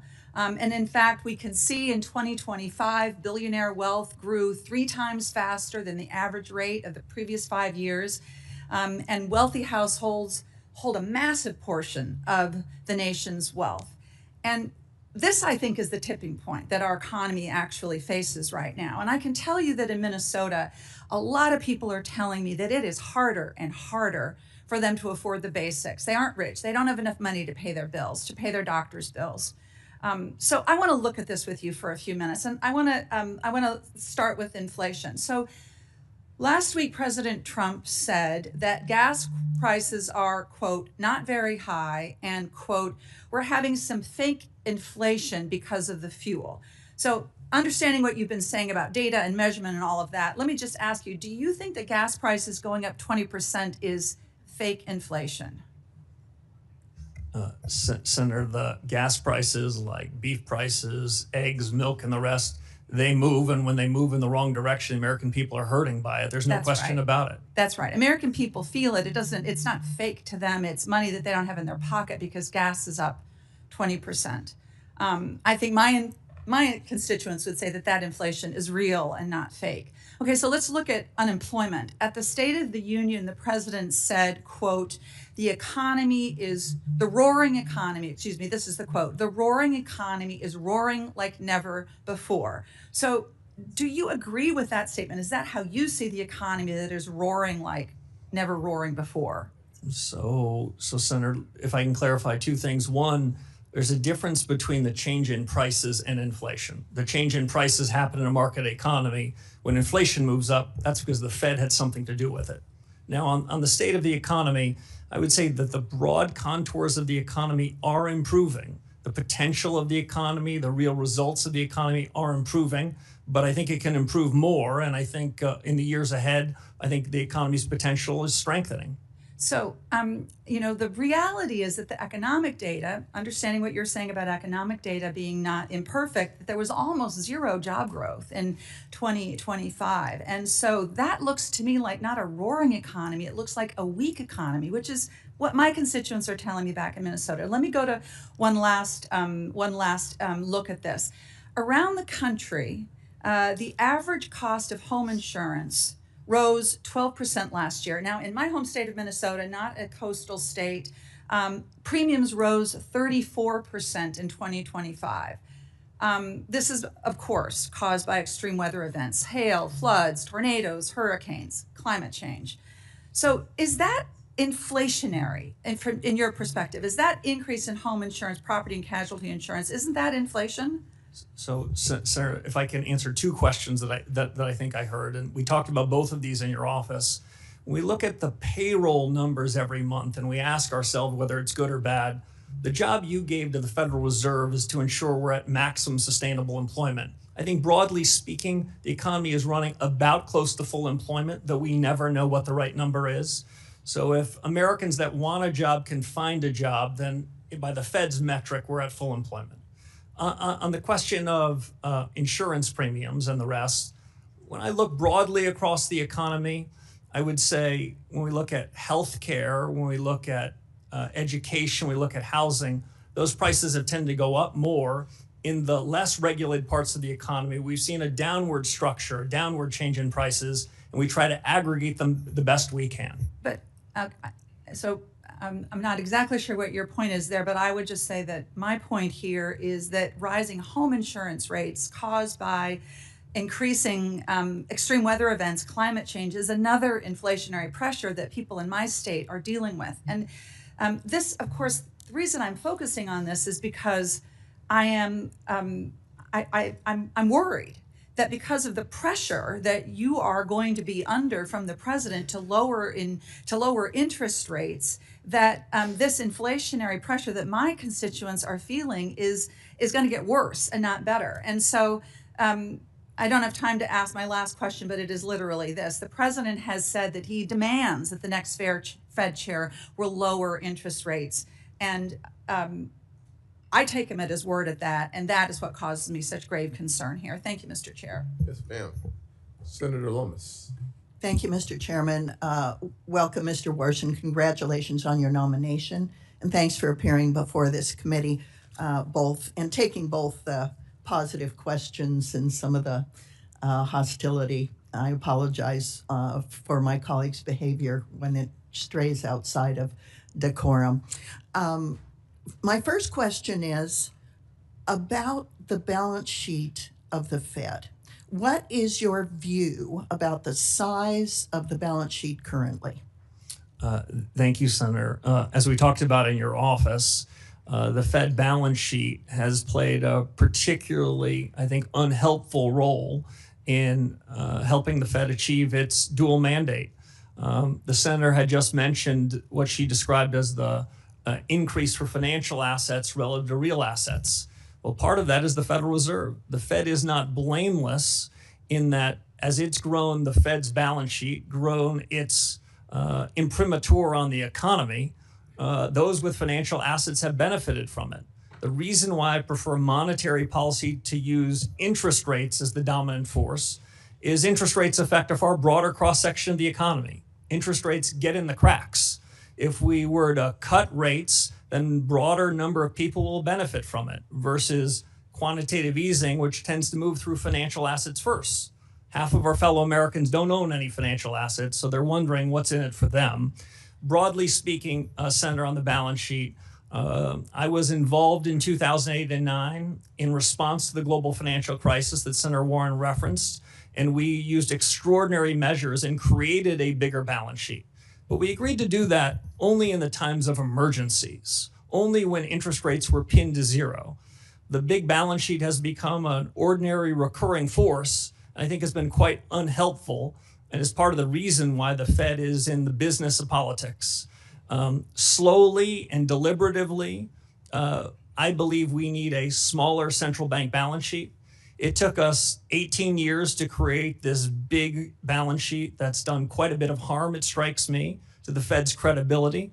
Working with the Treasury Secretary, we're going to have to find a way in which we can take the balance sheet and make it smaller, because a large balance sheet where the Fed owns more outstanding debt than many parts of the financial markets, that's fiscal policy in disguise.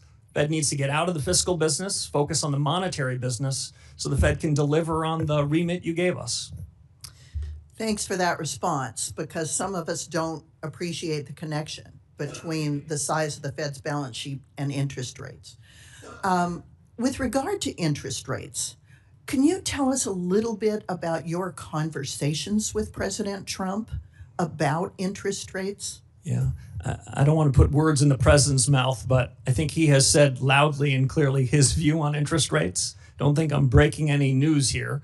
But I can tell you what I said, and what I said to the president is what I've said to this committee and what I've frankly been writing about for more than a decade.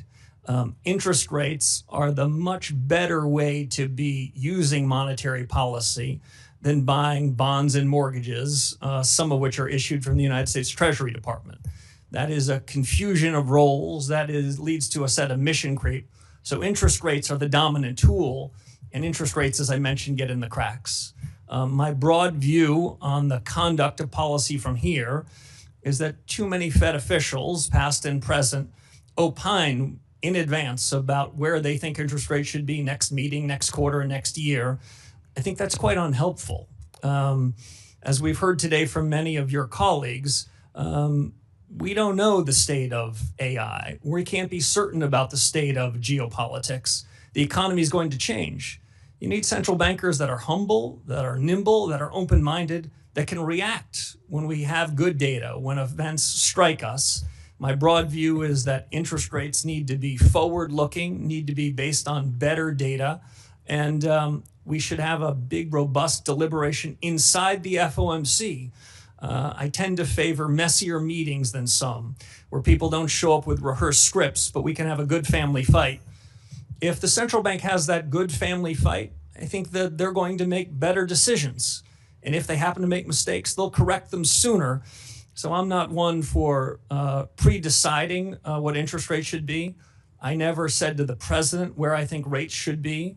I never committed any such thing, and I wouldn't have even thought about doing so. Quick yes or no.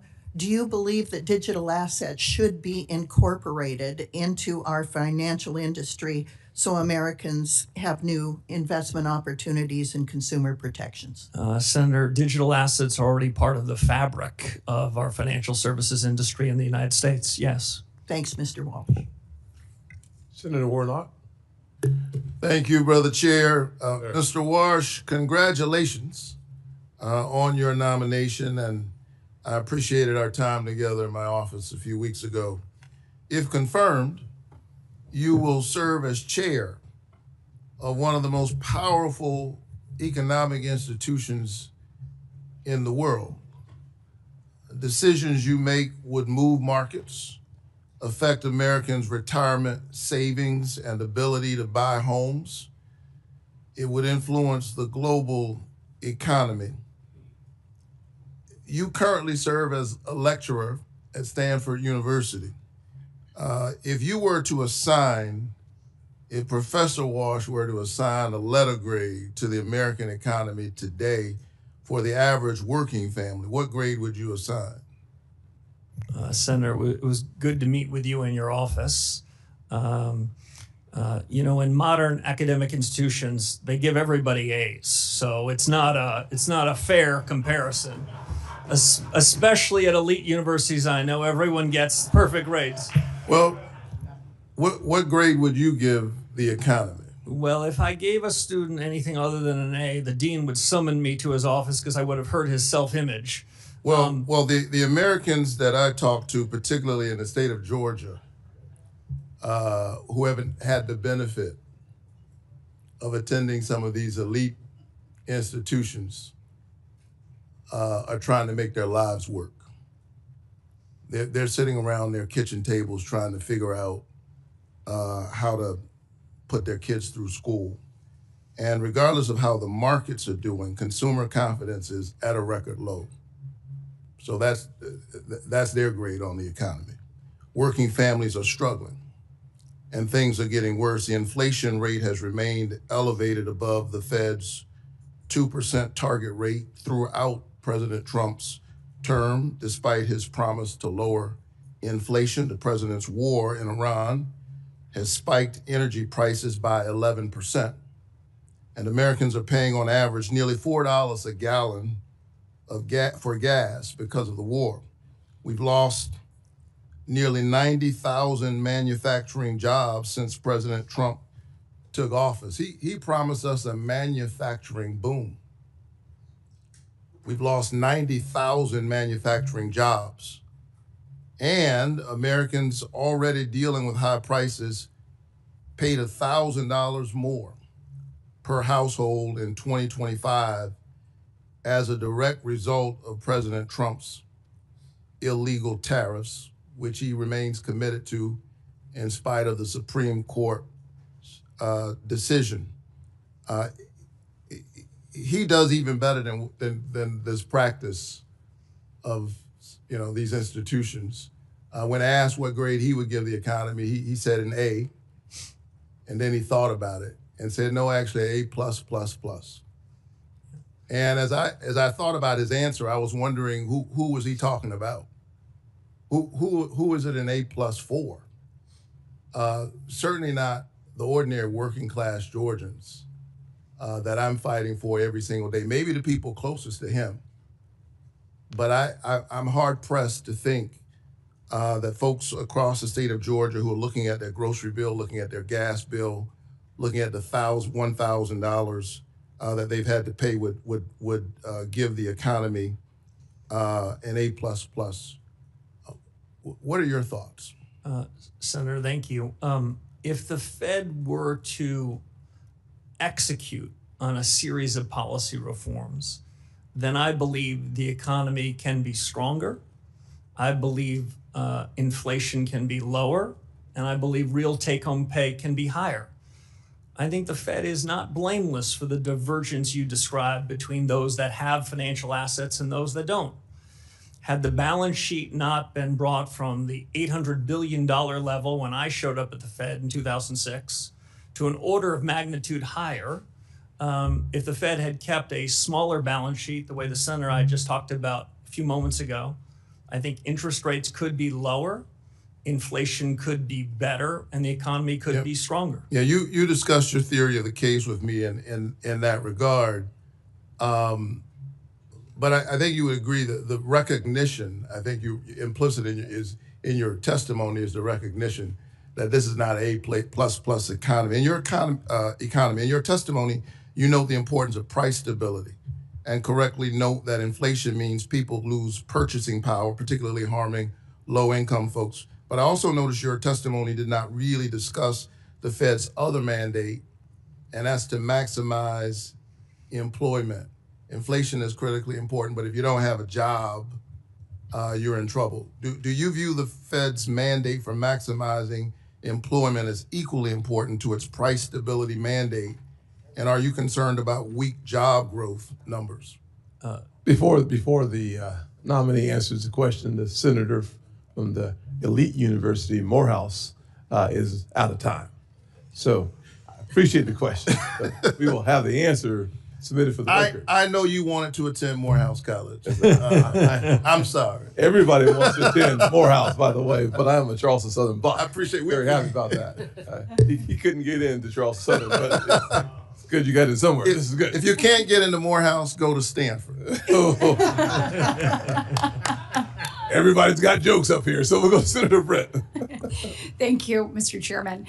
Before I get started, I want to emphasize that transparency and accountability at the Fed are absolutely vital. The American people need to have trust in our government. We need to have trust in our government agencies, and that includes transparency and accountability at the Fed. So when we're talking about billions of dollars being spent on renovations, it's absolutely appropriate for Congress to ask questions. And it is absolutely appropriate for Congress to get answers. We need to understand where this substantial amount of money has gone, and we need to ensure that every institution, including the Fed, is always making decisions that are in the best interest of the American people. And so I urge everyone involved to make sure that any outstanding questions on this matter come to fruition so that we can get answers and move on and have a smooth and timely transition and a confirmation process, of which I want to say congratulations on both your nomination, your willingness to be here today, and I also want to say that to your family. I think a lot of people miss the fact that when any of us step up to serve, that it's not just you, your family that goes through so much. And so we just want to say that sacrifice is often overlooked, and we certainly appreciate your family being with you today and all of you and what you're willing to do here. I had a chance to get to know you over the years, and as many of my Republican colleagues have and other colleagues, and I think we would all say you are absolutely the right man for the job at the right time in our country's history, and I am excited about your leadership at the Fed. We have had an opportunity to talk about a number of issues, but I know that your integrity and that your commitment to the American people are going to help restore confidence at the Fed, and it will also ultimately serve our country incredibly well. So it's not going to be any easy task to return that confidence. We've spoken about needed reforms at the Fed on the monetary policy side and also the operational and internal standpoint as well. And of course, your calls for reform aren't baseless. You served at the Fed during one of the most challenging times. You just referenced it in your previous answer to a question from my colleague across the aisle. I believe you said there was a balance sheet, $800 billion, when you showed up in 2006. So talk to me a little bit, speak to me about that, about what you have seen during your time and tenure at the Fed already, and then what other life experiences you have that you will bring as you tackle this role. Yeah, so Senator, great to see you again. So the chairman knows I worked with the senator when she was a staffer on this very committee, and I was a young staffer myself. So it's an honor to be here. And Senator, as you know, this is a serious responsibility. I'm honored the president nominated me for it. This is a time of consequence, not just for the country, but for the central bank. I think the central bank can go back to first principles and improve itself. I see most of the actions of the Fed come from good intentions, but when you gave the Fed a remit, it wasn't a general roving remit to do what it thought was right. It was a particular remit to focus on particular issues and to not wander. And that's the trade-off on independence. Independence about the conduct of monetary policy, where we can hear criticisms from others in the economics profession, elected officials, and we should be open-minded to them. Listen, I think there's been a considerable amount of groupthink in the economics profession, and so being open-minded to it is important. But outside of monetary policy, it's important that the central bank work with the government on areas of overlap. And so I think that's likely to happen going forward. If you ask Senator Britt about my biggest lessons are about how a central bank should be acting in crisis times versus in normal times. In the crisis of 2008 and the pandemic of the crisis of 2020, that's when the Fed needs to take extraordinary measures. Going back to the founding of the Fed in 1913, it was created to respond to shocks. And so there, I think central bankers often should get the benefit of the doubt. When the world is racing away from it, the real economy is suffering fast, the central bank should show up with liquidity support. But the job of the central bank is to try to mitigate those risks in advance, to buy insurance so that we don't go from shock to shock, from boom to bust. And so my criticism is more about the conduct of monetary policy and regulatory policy in normal times. And that's the area that are in need of reform. We have a window where the economy is improving, but I would say more improvement is still possible. And it's during this policy that we need to look introspectively, look fundamentally at reform. So when there is another risk, there is another shock, the central bank is prepared to address it with less harm to the real economy. Thank you so much. I am out of time. I look forward to your service to our nation, and I know that we will be in great hands. Thank you. Thanks, Senator Britt. Senator Kim. Thank you, Chairman. Mr. Warsh, good to see you. I guess I just wanted to start off by talking about just the state of American families right now. Nearly 60% of people surveyed say that they're worried about affording the very basics, rent, gas, groceries, the bills. 60% of Americans say that they cannot handle a $1,000 emergency. 40% of Americans saying that they can't handle a $400 emergency. I wanted to ask, do you agree that the American families are struggling right now with affordability? Senator, as we discussed in your office, central bankers should not be second guessing what people feel and see in their own lives. People's lived experiences matter to them. What I can say is the central bank has some responsibility for the things that you've described, and that the legacy of inflation, what I think is the biggest economic policy error in 40 or 50 years, happened just a few years ago, and we're still living with the remnants of it. I think inflation is less problematic than it was a couple of years ago, but I would not. But the problem of affordability continues, though. That sounds right, right? Yeah. Because I'll be honest with you. When I hear, I heard 2 months ago President Trump say, he said, "quote What word have you not heard over the last 2 weeks? Affordability, because I've won. I've won affordability." It sounds like you would disagree with that assessment that the fight for affordability for American families is over. So I think the trend is going in the right direction. But we still have more work to do. Well, the way I would describe it, Senator, is the cumulative increase in prices starting in early 2020 till now is between 25 and 35%. So I understand what hardworking Americans say. It's still a struggle. That's a legacy of a past policy error. One thing that you talked about before is about, just the real cost that families are facing right now. And I appreciate that you were pushing back on that comment that the president had about calling the energy prices and the fuel price increases that we're having fake inflation, because right now Americans paid more than $8.4 billion more in gas during the first month of this war. Fertilizer, 70% of respondents to the Farm Bureau survey said that fertilizer is unable to be afforded right now, just given the price increases. Are you concerned that there could be real long-term effects of this war in Iran, especially if we're continuing to see these challenges when it comes to fuel and fertilizer? Senator, if my reform agenda, if confirmed, stands for anything, it's for the central bank, especially the Fed chairman, to stay in its lane. I know that, but you also I wouldn't have want to to wander outside of it. I'm happy. But you're also charged with forecasting in terms of understanding where our economy is going. So does an impact of that magnitude rise to something that the Fed should keep an eye on and be concerned about? The Fed should have an open mind towards all sorts of data, but the things that central banks can affect are things that are not one-off in nature, but are persistent and find their way into the generalized price level. And that's that something would be my focus. I wanted to ask you about that, because you talked about a fundamental policy change when it comes to the Fed. And I guess I wanted to just get a little bit more clarity on that. Senator Lummis mentioned about the balance sheet and the concern you have about that. What level do you think the balance should be at? If it's 6.7 trillion now, where do you think the goal is in your mind? So I haven't fixed a particular number, but any changes, Senator, in the balance sheet would be part of a public discussion, debated rigorously.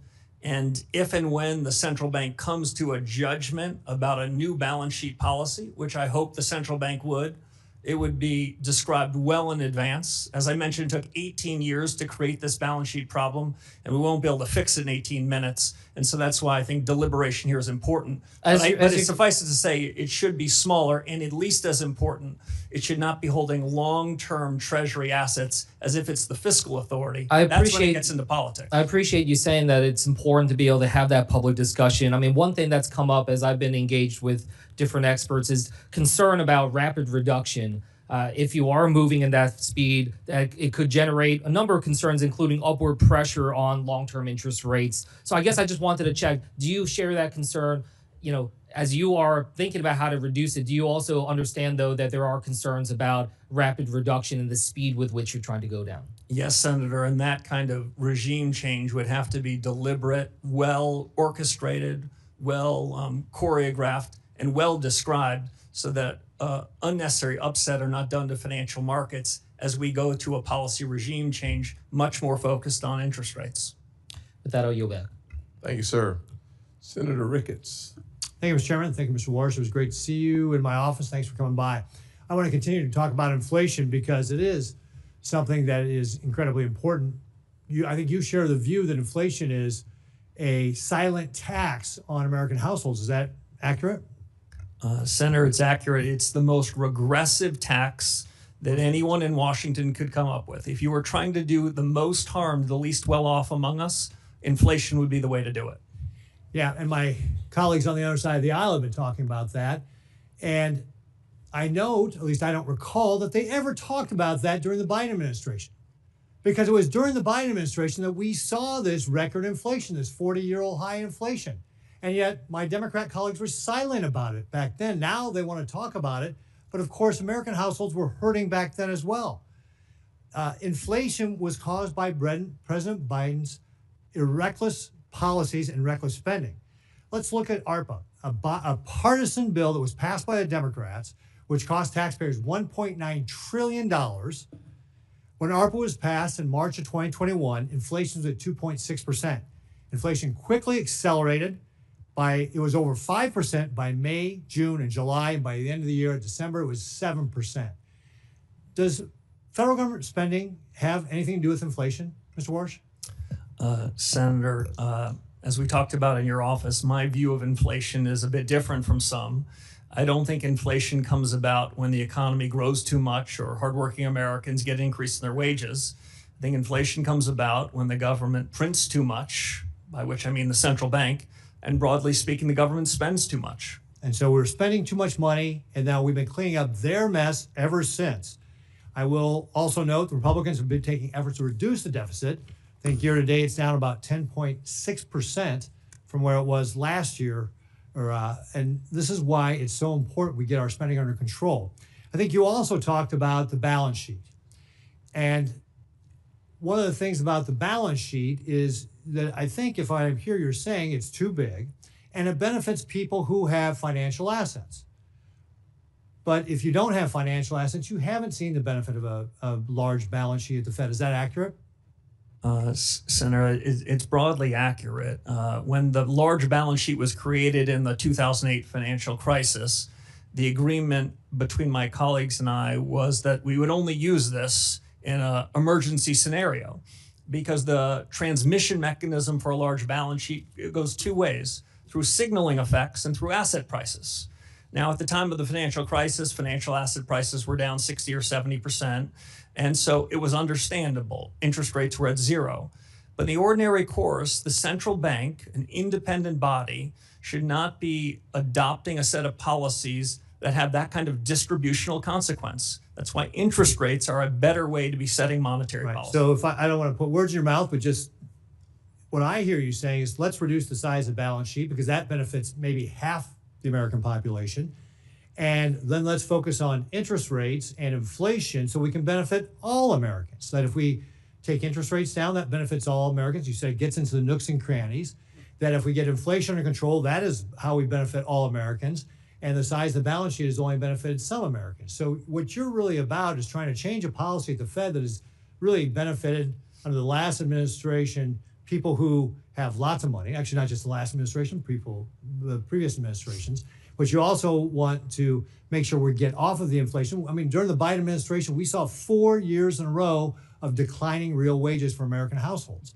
And what you want to do is get that inflation under control so that all American households benefit. Is that fair? That is fair. I'm going to paraphrase former Chairman Paul Volcker, where he said something along the following lines.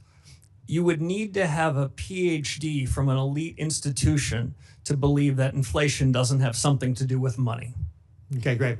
Real briefly, I've only got a few seconds left here, but I'm going to switch topics on you real briefly. Chairman Powell and Secretary Bissett met with leaders of our largest banks recently to talk about advanced AI models like Mythos from Anthropic to identify banking vulnerabilities. That's apparently very good at finding those vulnerabilities. When confirmed, what will you do to modernize the Federal Reserve's internal risk assessments, tabletop or scenario planning exercises to ensure that we can anticipate and defend against the type of emerging risks that potentially models like Mythos could present if used in the wrong hands? I have about 20 seconds to answer that. 20 seconds. Senator, a lot is the short answer. This 15-second answer beyond that is the pace of change in these technologies is accelerating. AI, which I think of really as American ingenuity, gives America a huge head start relative to our competitors around the world, but it's not without real risks and real challenges, and a forward-looking, reform-oriented central bank needs to be on the front end of it. Great. Thank you very much. I look forward to your leadership. Senator Gallego. Thank you, Mr. Chair. How are you?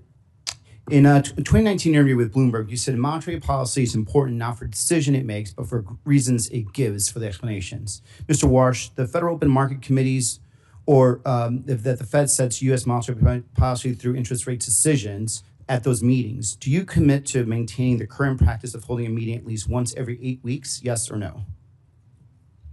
Senator, by statute, as we talked about in your office, I believe the statute requires a minimum of 4 meetings, but 4 is not enough. So having more meetings than that is appropriate. But I've not even begun to look at the meeting schedules for 2027 and beyond, of course, subject to confirmation. Okay. So then do you commit to holding a press conference at least on the day of the FOMC meetings? Senator, right now, press conferences are held periodically. If you ask me my true personal opinion, right now, Fed chairs and other central bankers around the FOMC, they speak quite frequently. There is no lack of transparency. But I would say this, I think truth seeking is more important than repetition. Absolutely. If one has a press conference, one wants to deliver some important news. Perfect. So And I to would follow up wanna on be- that, then would you commit to taking questions at those press conferences? If a press conference were held, I think it would be incumbent to hear what the reporters of the day had in mind. Thank you. I'm glad, our personal meeting regarding this was very enlightening. Earlier today, you said to Senator Kennedy that President Trump never demanded you to cut interest rates in your job interview. Is that your sworn testimony? That is, Senator. Okay. Well, someone here is lying then, because it's either you or President Trump. Because in an interview with the Wall Street Journal of December 12th, President Trump confirmed that he pressed you on your commitment to support interest rates cuts. And I quote, during a 45-minute meeting with Warsh on Wednesday at the White House, the president pressed Warsh on whether he could trust him to support interest rate cuts if he were chosen to lead the central bank. According to people familiar with the meeting, Trump in the general interview confirmed that, repeating, Mr. Chairman, I'd like to enter for the record the Wall Street Journal article, December 12th. Trump says he's leaning towards Warsh or has it to lead the Fed. So, this brings up an issue of credibility at this point. Who's lying here? Is it you or the president? Because the president confirmed that he did ask you to cut interest rates. Senator, there's of course a third alternative. You cite a couple of reporters for a leading financial newspaper. I recall reading that story at the time.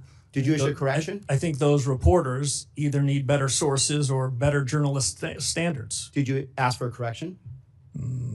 There are things in the newspaper, Senator, I see all the time that don't strike my ear as correct. So is, in your opinion, that the president then is lying when he said he did not ask you? I can only repeat to you, Senator, what I said to several of your colleagues. So you did not. You right now, under sworn testimony, are saying just to right now that the president of the United States in that job interview did not ask you to cut interest rates. The president never asked me to commit to interest rate cuts at any particular meeting over the period of my tenure at the Fed. He didn't ask for it. He didn't demand it. He didn't require it. And nor would I have ever done so. So if these reporters come back and say do another follow-up on this and they confirm what they heard, what will your response be? Well, my response would be what I suggested to you a few moments ago. As I read that story in real time, I remember thinking they either need better journalistic standards or better sources. So, here's my problem, Mr. Chair and colleagues. And Mr. Warsh, I think you're incredibly qualified. A lot of us are actually worried about the integrity of the Federal Reserve. We're worried about what this means for the economic markets, and we're worried about what this means for inflation. We're worried about your independence, and now we're hearing direct contradictions whether or not you were directly asked by the president to cut interest rates, and you're saying no, and he's saying yes. And I think for a lot of us, there's a question now of credibility. And I think there's a real reason why many of us are not voting no. As a matter of fact, until you verbally spoke to Mr. Kennedy and answered his question, he did not the president did not ask you to cut interest rates, this was not even going to be brought up. So there's definitely right now a true question about who is lying here. It's either you or it's the president. I yield back. Senator, if I might respond? Certainly. Thank you. I take my responsibility to be an independent leader of the Federal Reserve very seriously, if confirmed by this body. I take the integrity of the office and my personal integrity very seriously. And I stand by every word I said. The president never asked me to commit to any such thing, nor would I ever do so. Mr. Banks. No, sir. Thank you, Mr. Chairman. Governor Warsh, congrats on your nomination. As we spoke about during our meeting in my office, I strongly support your nomination and look forward to voting for you to be the next chairman of the Federal Reserve, and it can't happen soon enough. One policy area that we strongly agree on is the threat that China poses to America's economy. In fact, you've written publicly that China is deliberately positioning its financial system to rival U.S. leadership and actively working to elevate its currency on the global stage. Can you talk for a minute about how the Federal Reserve reinforces the strength of the U.S. dollar as the world's reserve currency in the face of that challenge? Sure. Senator, it's great to see you again. We talked about some of these issues of the G2 rivalry, the rivalry between the U.S. and China in your office. If confirmed as chairman of the Federal Reserve, I will then have to say that it's the Treasury Secretary's business to talk about the dollar. It's the Fed chairman's business to talk about interest rates. But I think I can say this quite comfortably.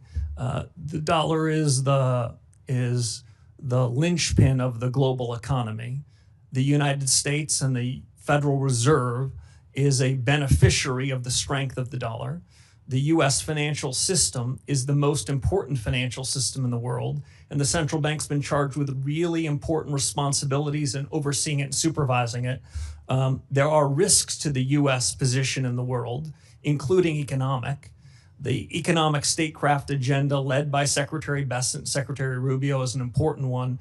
On that, the Fed will play a supporting role in ensuring that the financial system is as safe as it can be, and work with them, because it's outside of the conduct of monetary policy, to ensure the U.S. is on its front foot and in a position of strength during this period of rivalry between the U.S. and another nation around the world. What are some of those? I understand the role of the Treasury Department versus the Fed, but what are the most important steps that the Fed can take to reinforce confidence in the U.S. dollar?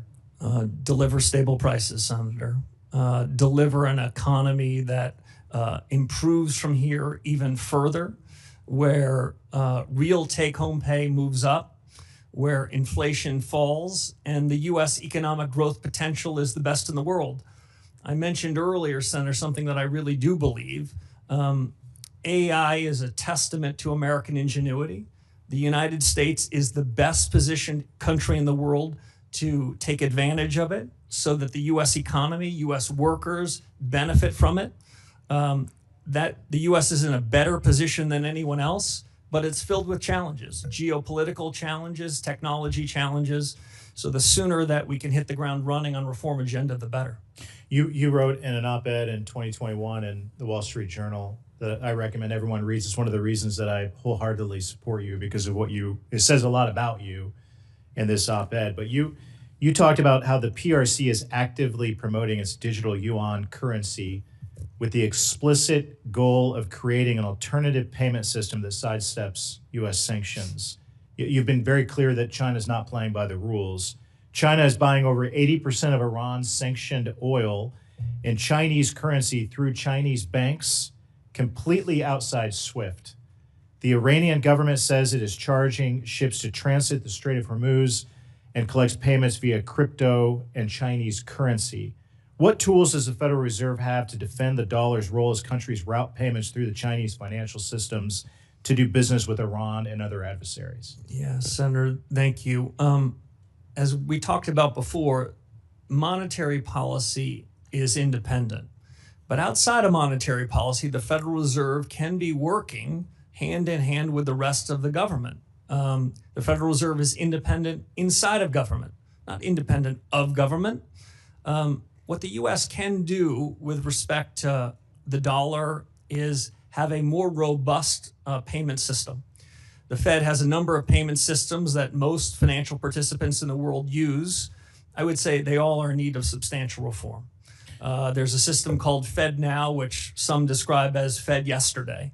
There's a series of new technologies that the Fed needs to oversee and needs to architect so that the payment system in the U.S. is the safest, most efficient, most capable in the world. Otherwise, we'll be losing to adversaries around the world in being the linchpin of the global economy. Thank you. Your leadership is so important, and it's important right now. We need you on the job right now, not later, right now. So I look forward to voting for you quickly and seeing you confirmed and getting you on the job. With that, I yield back. Thank you, sir. Senator Blunt Rochester. Thank you, Mr. Chairman Yes, and ma'am. Ranking Member Warren.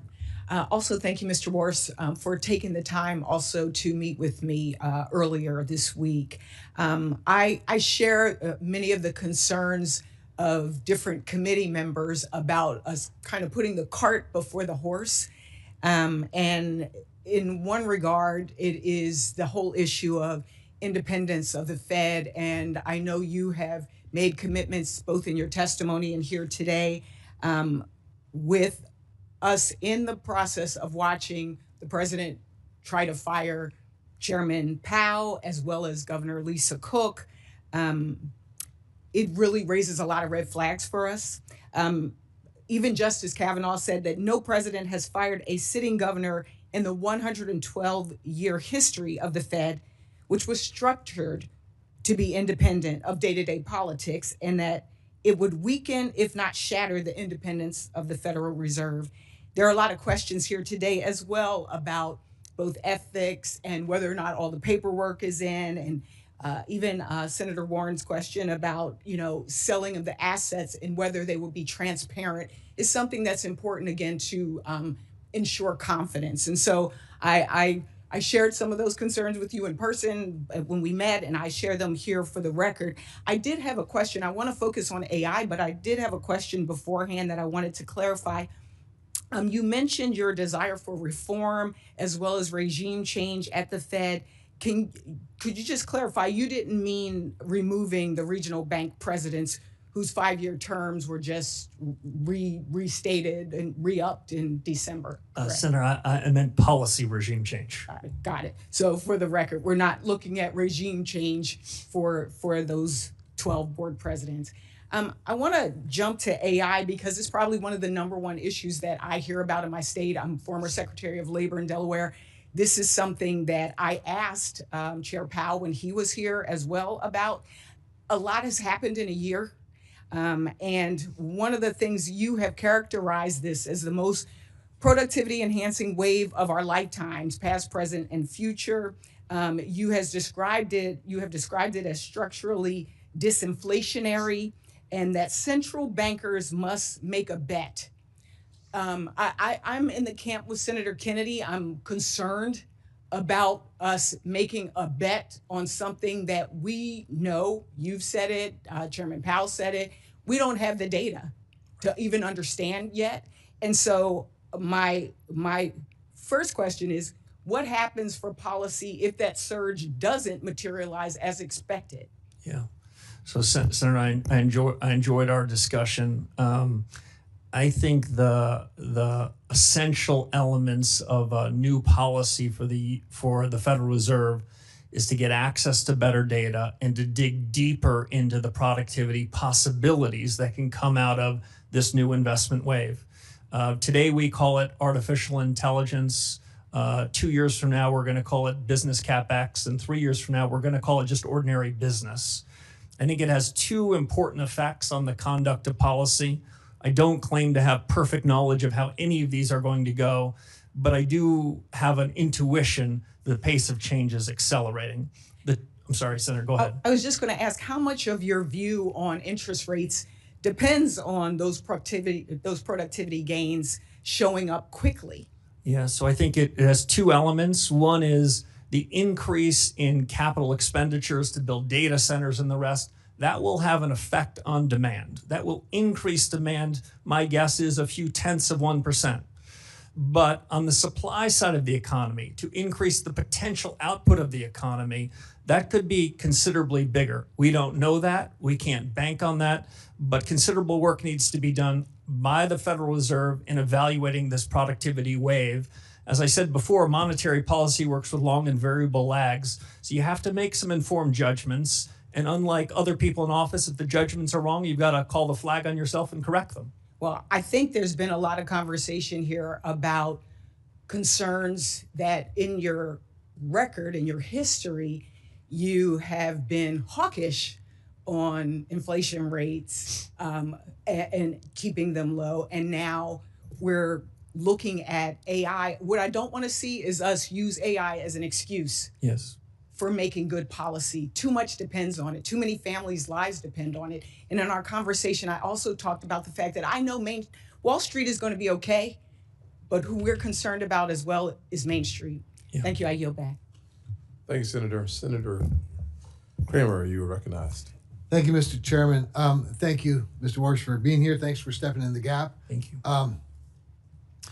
In fact, I'm a little bit curious as to why you even want to do this. I'm thinking, I don't know. I don't know. Anyway, congratulations on the choice. By the way, with regard to independence, real quickly, I find it curious In fact, I've often found curious that people expect somebody who's appointed by an elected official has to be confirmed by 100 other elected officials would somehow not have a philosophy.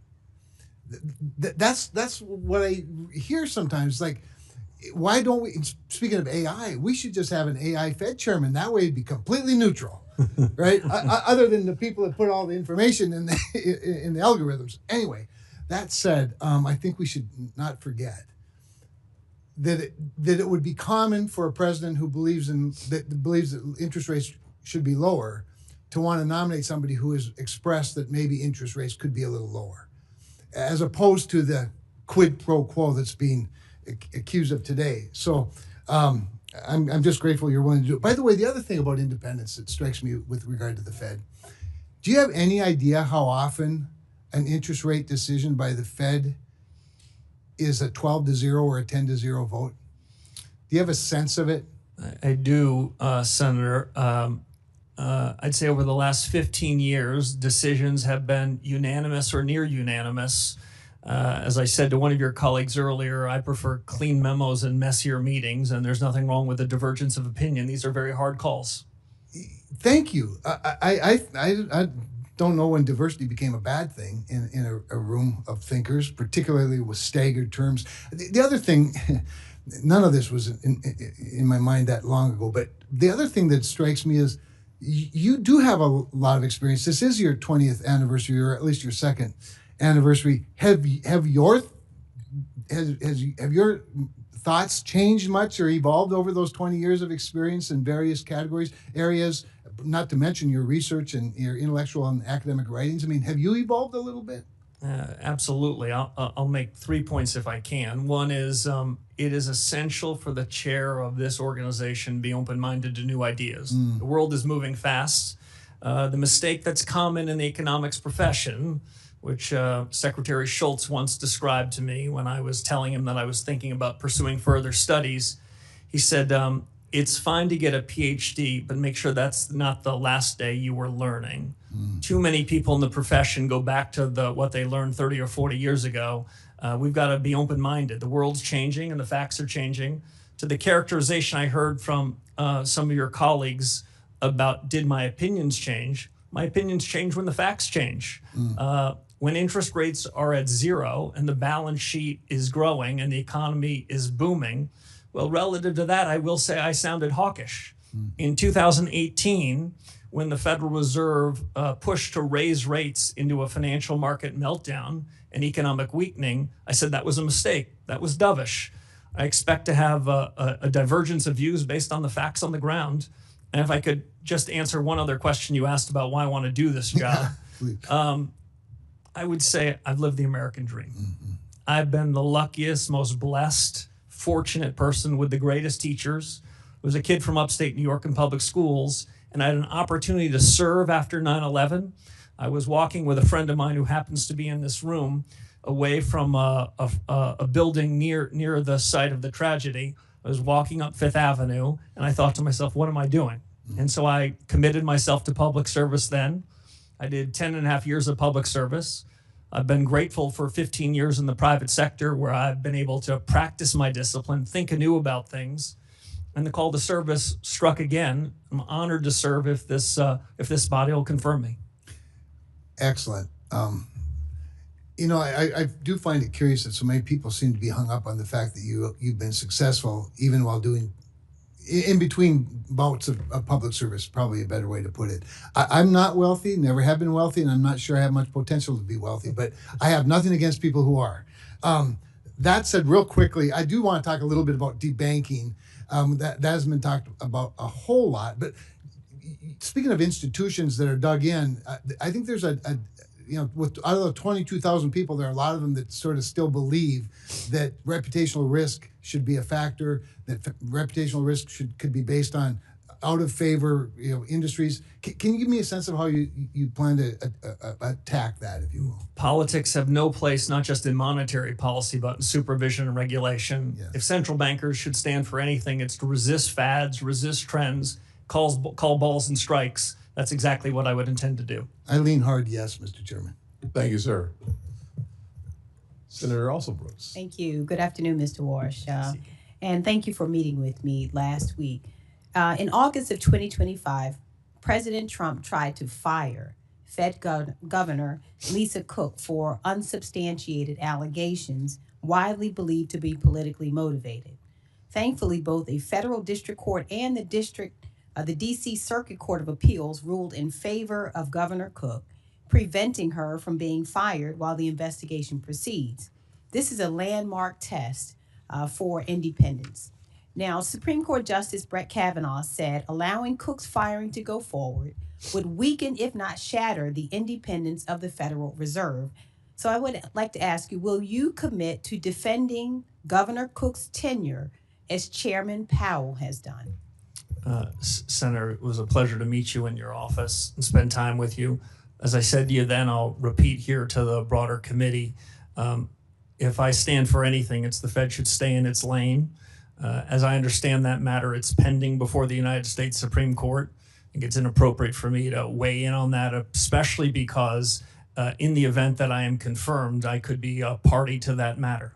Well, I disagree with Mr. Warsh. I disagree with you. This is your future colleague who was confirmed by both this committee and this Senate to serve her country. Chairman Powell has defended her tenure, and your answer to this is you will not defend her. Is that correct? No, Senator, that's not my answer. My answer is there's a pending case before the Supreme Court, the results of which I think we're going to hear about soon. If confirmed by this body, I will follow the Constitution, the Supreme Court law, and the best of the Fed's tradition. Well, let me ask you this then. Do you agree or disagree with Justice Kavanaugh on the Supreme Court, who said that her firing would weaken, if not shatter, the Fed's independence? Do you agree with Justice Kavanaugh? So I took a constitutional law class, but I wouldn't say I'm worthy of being a Supreme Court justice. What I can say is Fed independence means everything to me. And it means, and that's exactly what I would try to do if I'm confirmed. Well, I'd like to move on to the criminal investigation of Chairman Powell. The Trump administration could have taken many off-ramps to end what is a ridiculous exercise. Instead, they have doubled down. U.S. Attorney for the District of Columbia, Jeanine Pirro, sent prosecutors to the Fed last week to continue this circus, and they were turned away.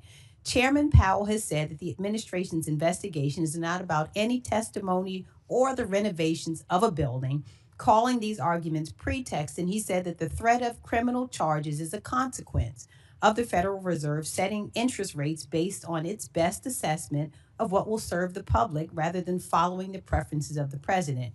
So do you dispute Chairman Powell's assertion that the investigations are pretext for policy disagreements?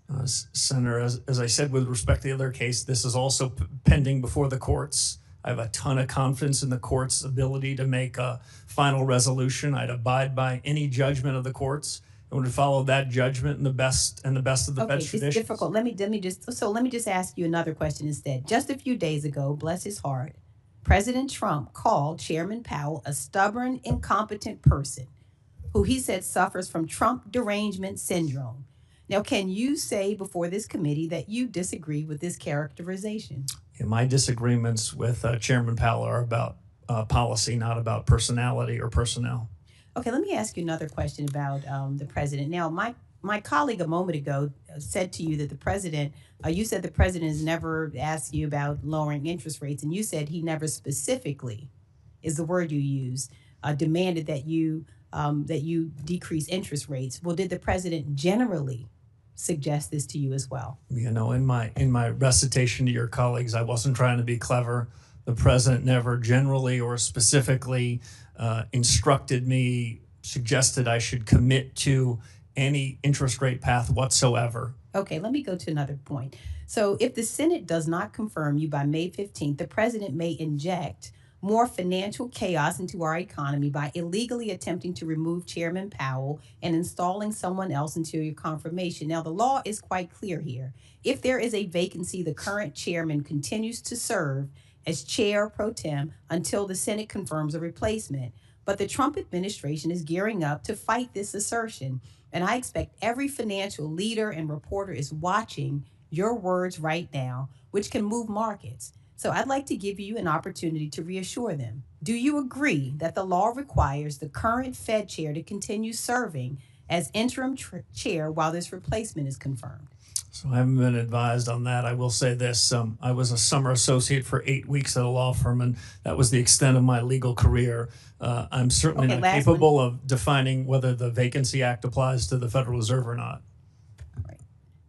Thank you. Yes, ma'am. Senator Bernie Moreno. Mr. Chairman, thank you for the honor of going last. I know that's normally reserved for people with much more status than I have, so I appreciate that very much. Mr. Chairman, I'm going to read something here for a second. Mr. Chairman, it's clear that Mr. Warsh is tremendously accomplished. He is committed to strong capital standards, effective supervision, and meaningful market discipline. He knows unequivocally that the Fed must be independent, non-ideological, and nonpartisan. And for this reason, I am proud to support his nomination. I wish I had said those words, but those are the words of Senator Chuck Schumer when he voted to confirm you, in fact, introduce you. So I would like to enter that into the record. As they say, there's nothing wrong with that, but it looks like Democrats used to love you at one point. What changed? The Senator, I don't know. You didn't catch the Seinfeld reference, so it's just proof that you did not watch the show. All right. Let me ask you some quick rapid-fire questions. I know people have enjoyed being here this long, but maybe not others. A lot has been said, and I think it's important, on the plight of working Americans when it comes to being able to afford the basic elements of what it means to be somebody here who's successful in the working class. Are working class Americans better off or worse off than they were 3 years ago? The aggregate statistics show improvement, but I do want to suggest with better Fed policy, I think the improvement can be stronger. No, clearly. But and we're not done, and we have a long way to go. But if you're somebody who's an average working American today in 2026, you're better off than you were 3 years ago, because 3 years ago, you were getting demolished by generationally high inflation. Is that true? The trajectory on inflation is improving, but there's more work to do. And one of the key parts of why I'm supporting you is because a total and complete focus and understanding that the interest rate tool is the tool that allows you to help working Americans much more than the balance sheet tool. Would you agree? Yes, Senator, I do. All right, perfect. Let's move on to central bank digital currencies. Do you agree that the Federal Reserve has no legal right to issue a central bank digital currency? Senator, I agree that they don't have the right, and I think it would be a bad policy choice. Somebody just put an exclamation mark on that. Under your chairmanship of the Federal Reserve, you will not have the Federal Reserve explore or in any way move towards a central bank digital currency. If it's within the power of the chairman of the Federal Reserve, I agree with that statement. Perfect. Let's shift over to AI. A lot has been said about that. And I worry that some of my colleagues don't feel that this is quote unquote real or happening as quick as it is. It is happening insanely fast. In fact, would you agree that it could lead to an employment shock, especially for entry-level white-collar jobs? Senator, I agree with you on the pace of the technology revolution. I've had to update my own priors versus 6 or 12 months ago as I've seen the rate of improvement of the models. Senator, the way I describe it is this: I am more confident that there will be improved output than I am certain about when the effects of that would be on the labor market. I basically believe in the following good economic tenet, which is described as the lump of labor fallacy. And we tend to think in economics, there's only a fixed number of jobs, and we've got to fill them every day possible. The labor force, the structure of the labor market changes. The jobs that will be created 2 or 3 years from now, some of which are unimaginable to us today. But the lag between the improvement in output and the effect on the labor markets, that's got to be central to the Fed's thinking, given the pace of innovation in this cycle. And this concept of price stability plus maximum employment, that maximum employment piece is problematic when policymakers open our borders and let tens of millions of people come into this country illegally. Is that not correct? I'm gonna let you guys handle immigration policy. I'm gonna have plenty on my plate if confirmed. But adding 10 to 20, 30 million people into the country when you're trying to make certain that everybody here has a job is problematic, correct? The central bank takes the labor market is as it is, and that's a function of policies you and the administration put in place. It's not our place to be opining on that. Okay. And let me just add one last thing and more to your wife. How did you get so lucky to have a guy that's so romantic that on Valentine's Day of 2006, he brings you to a Senate hearing? I mean, you set a high bar for all of us.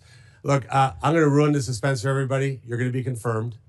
You're going to be the Federal Reserve Chairman. And most importantly, you're going to do an incredible job. And I'm honored to be able to have been part of that process, and will vote for you resoundingly.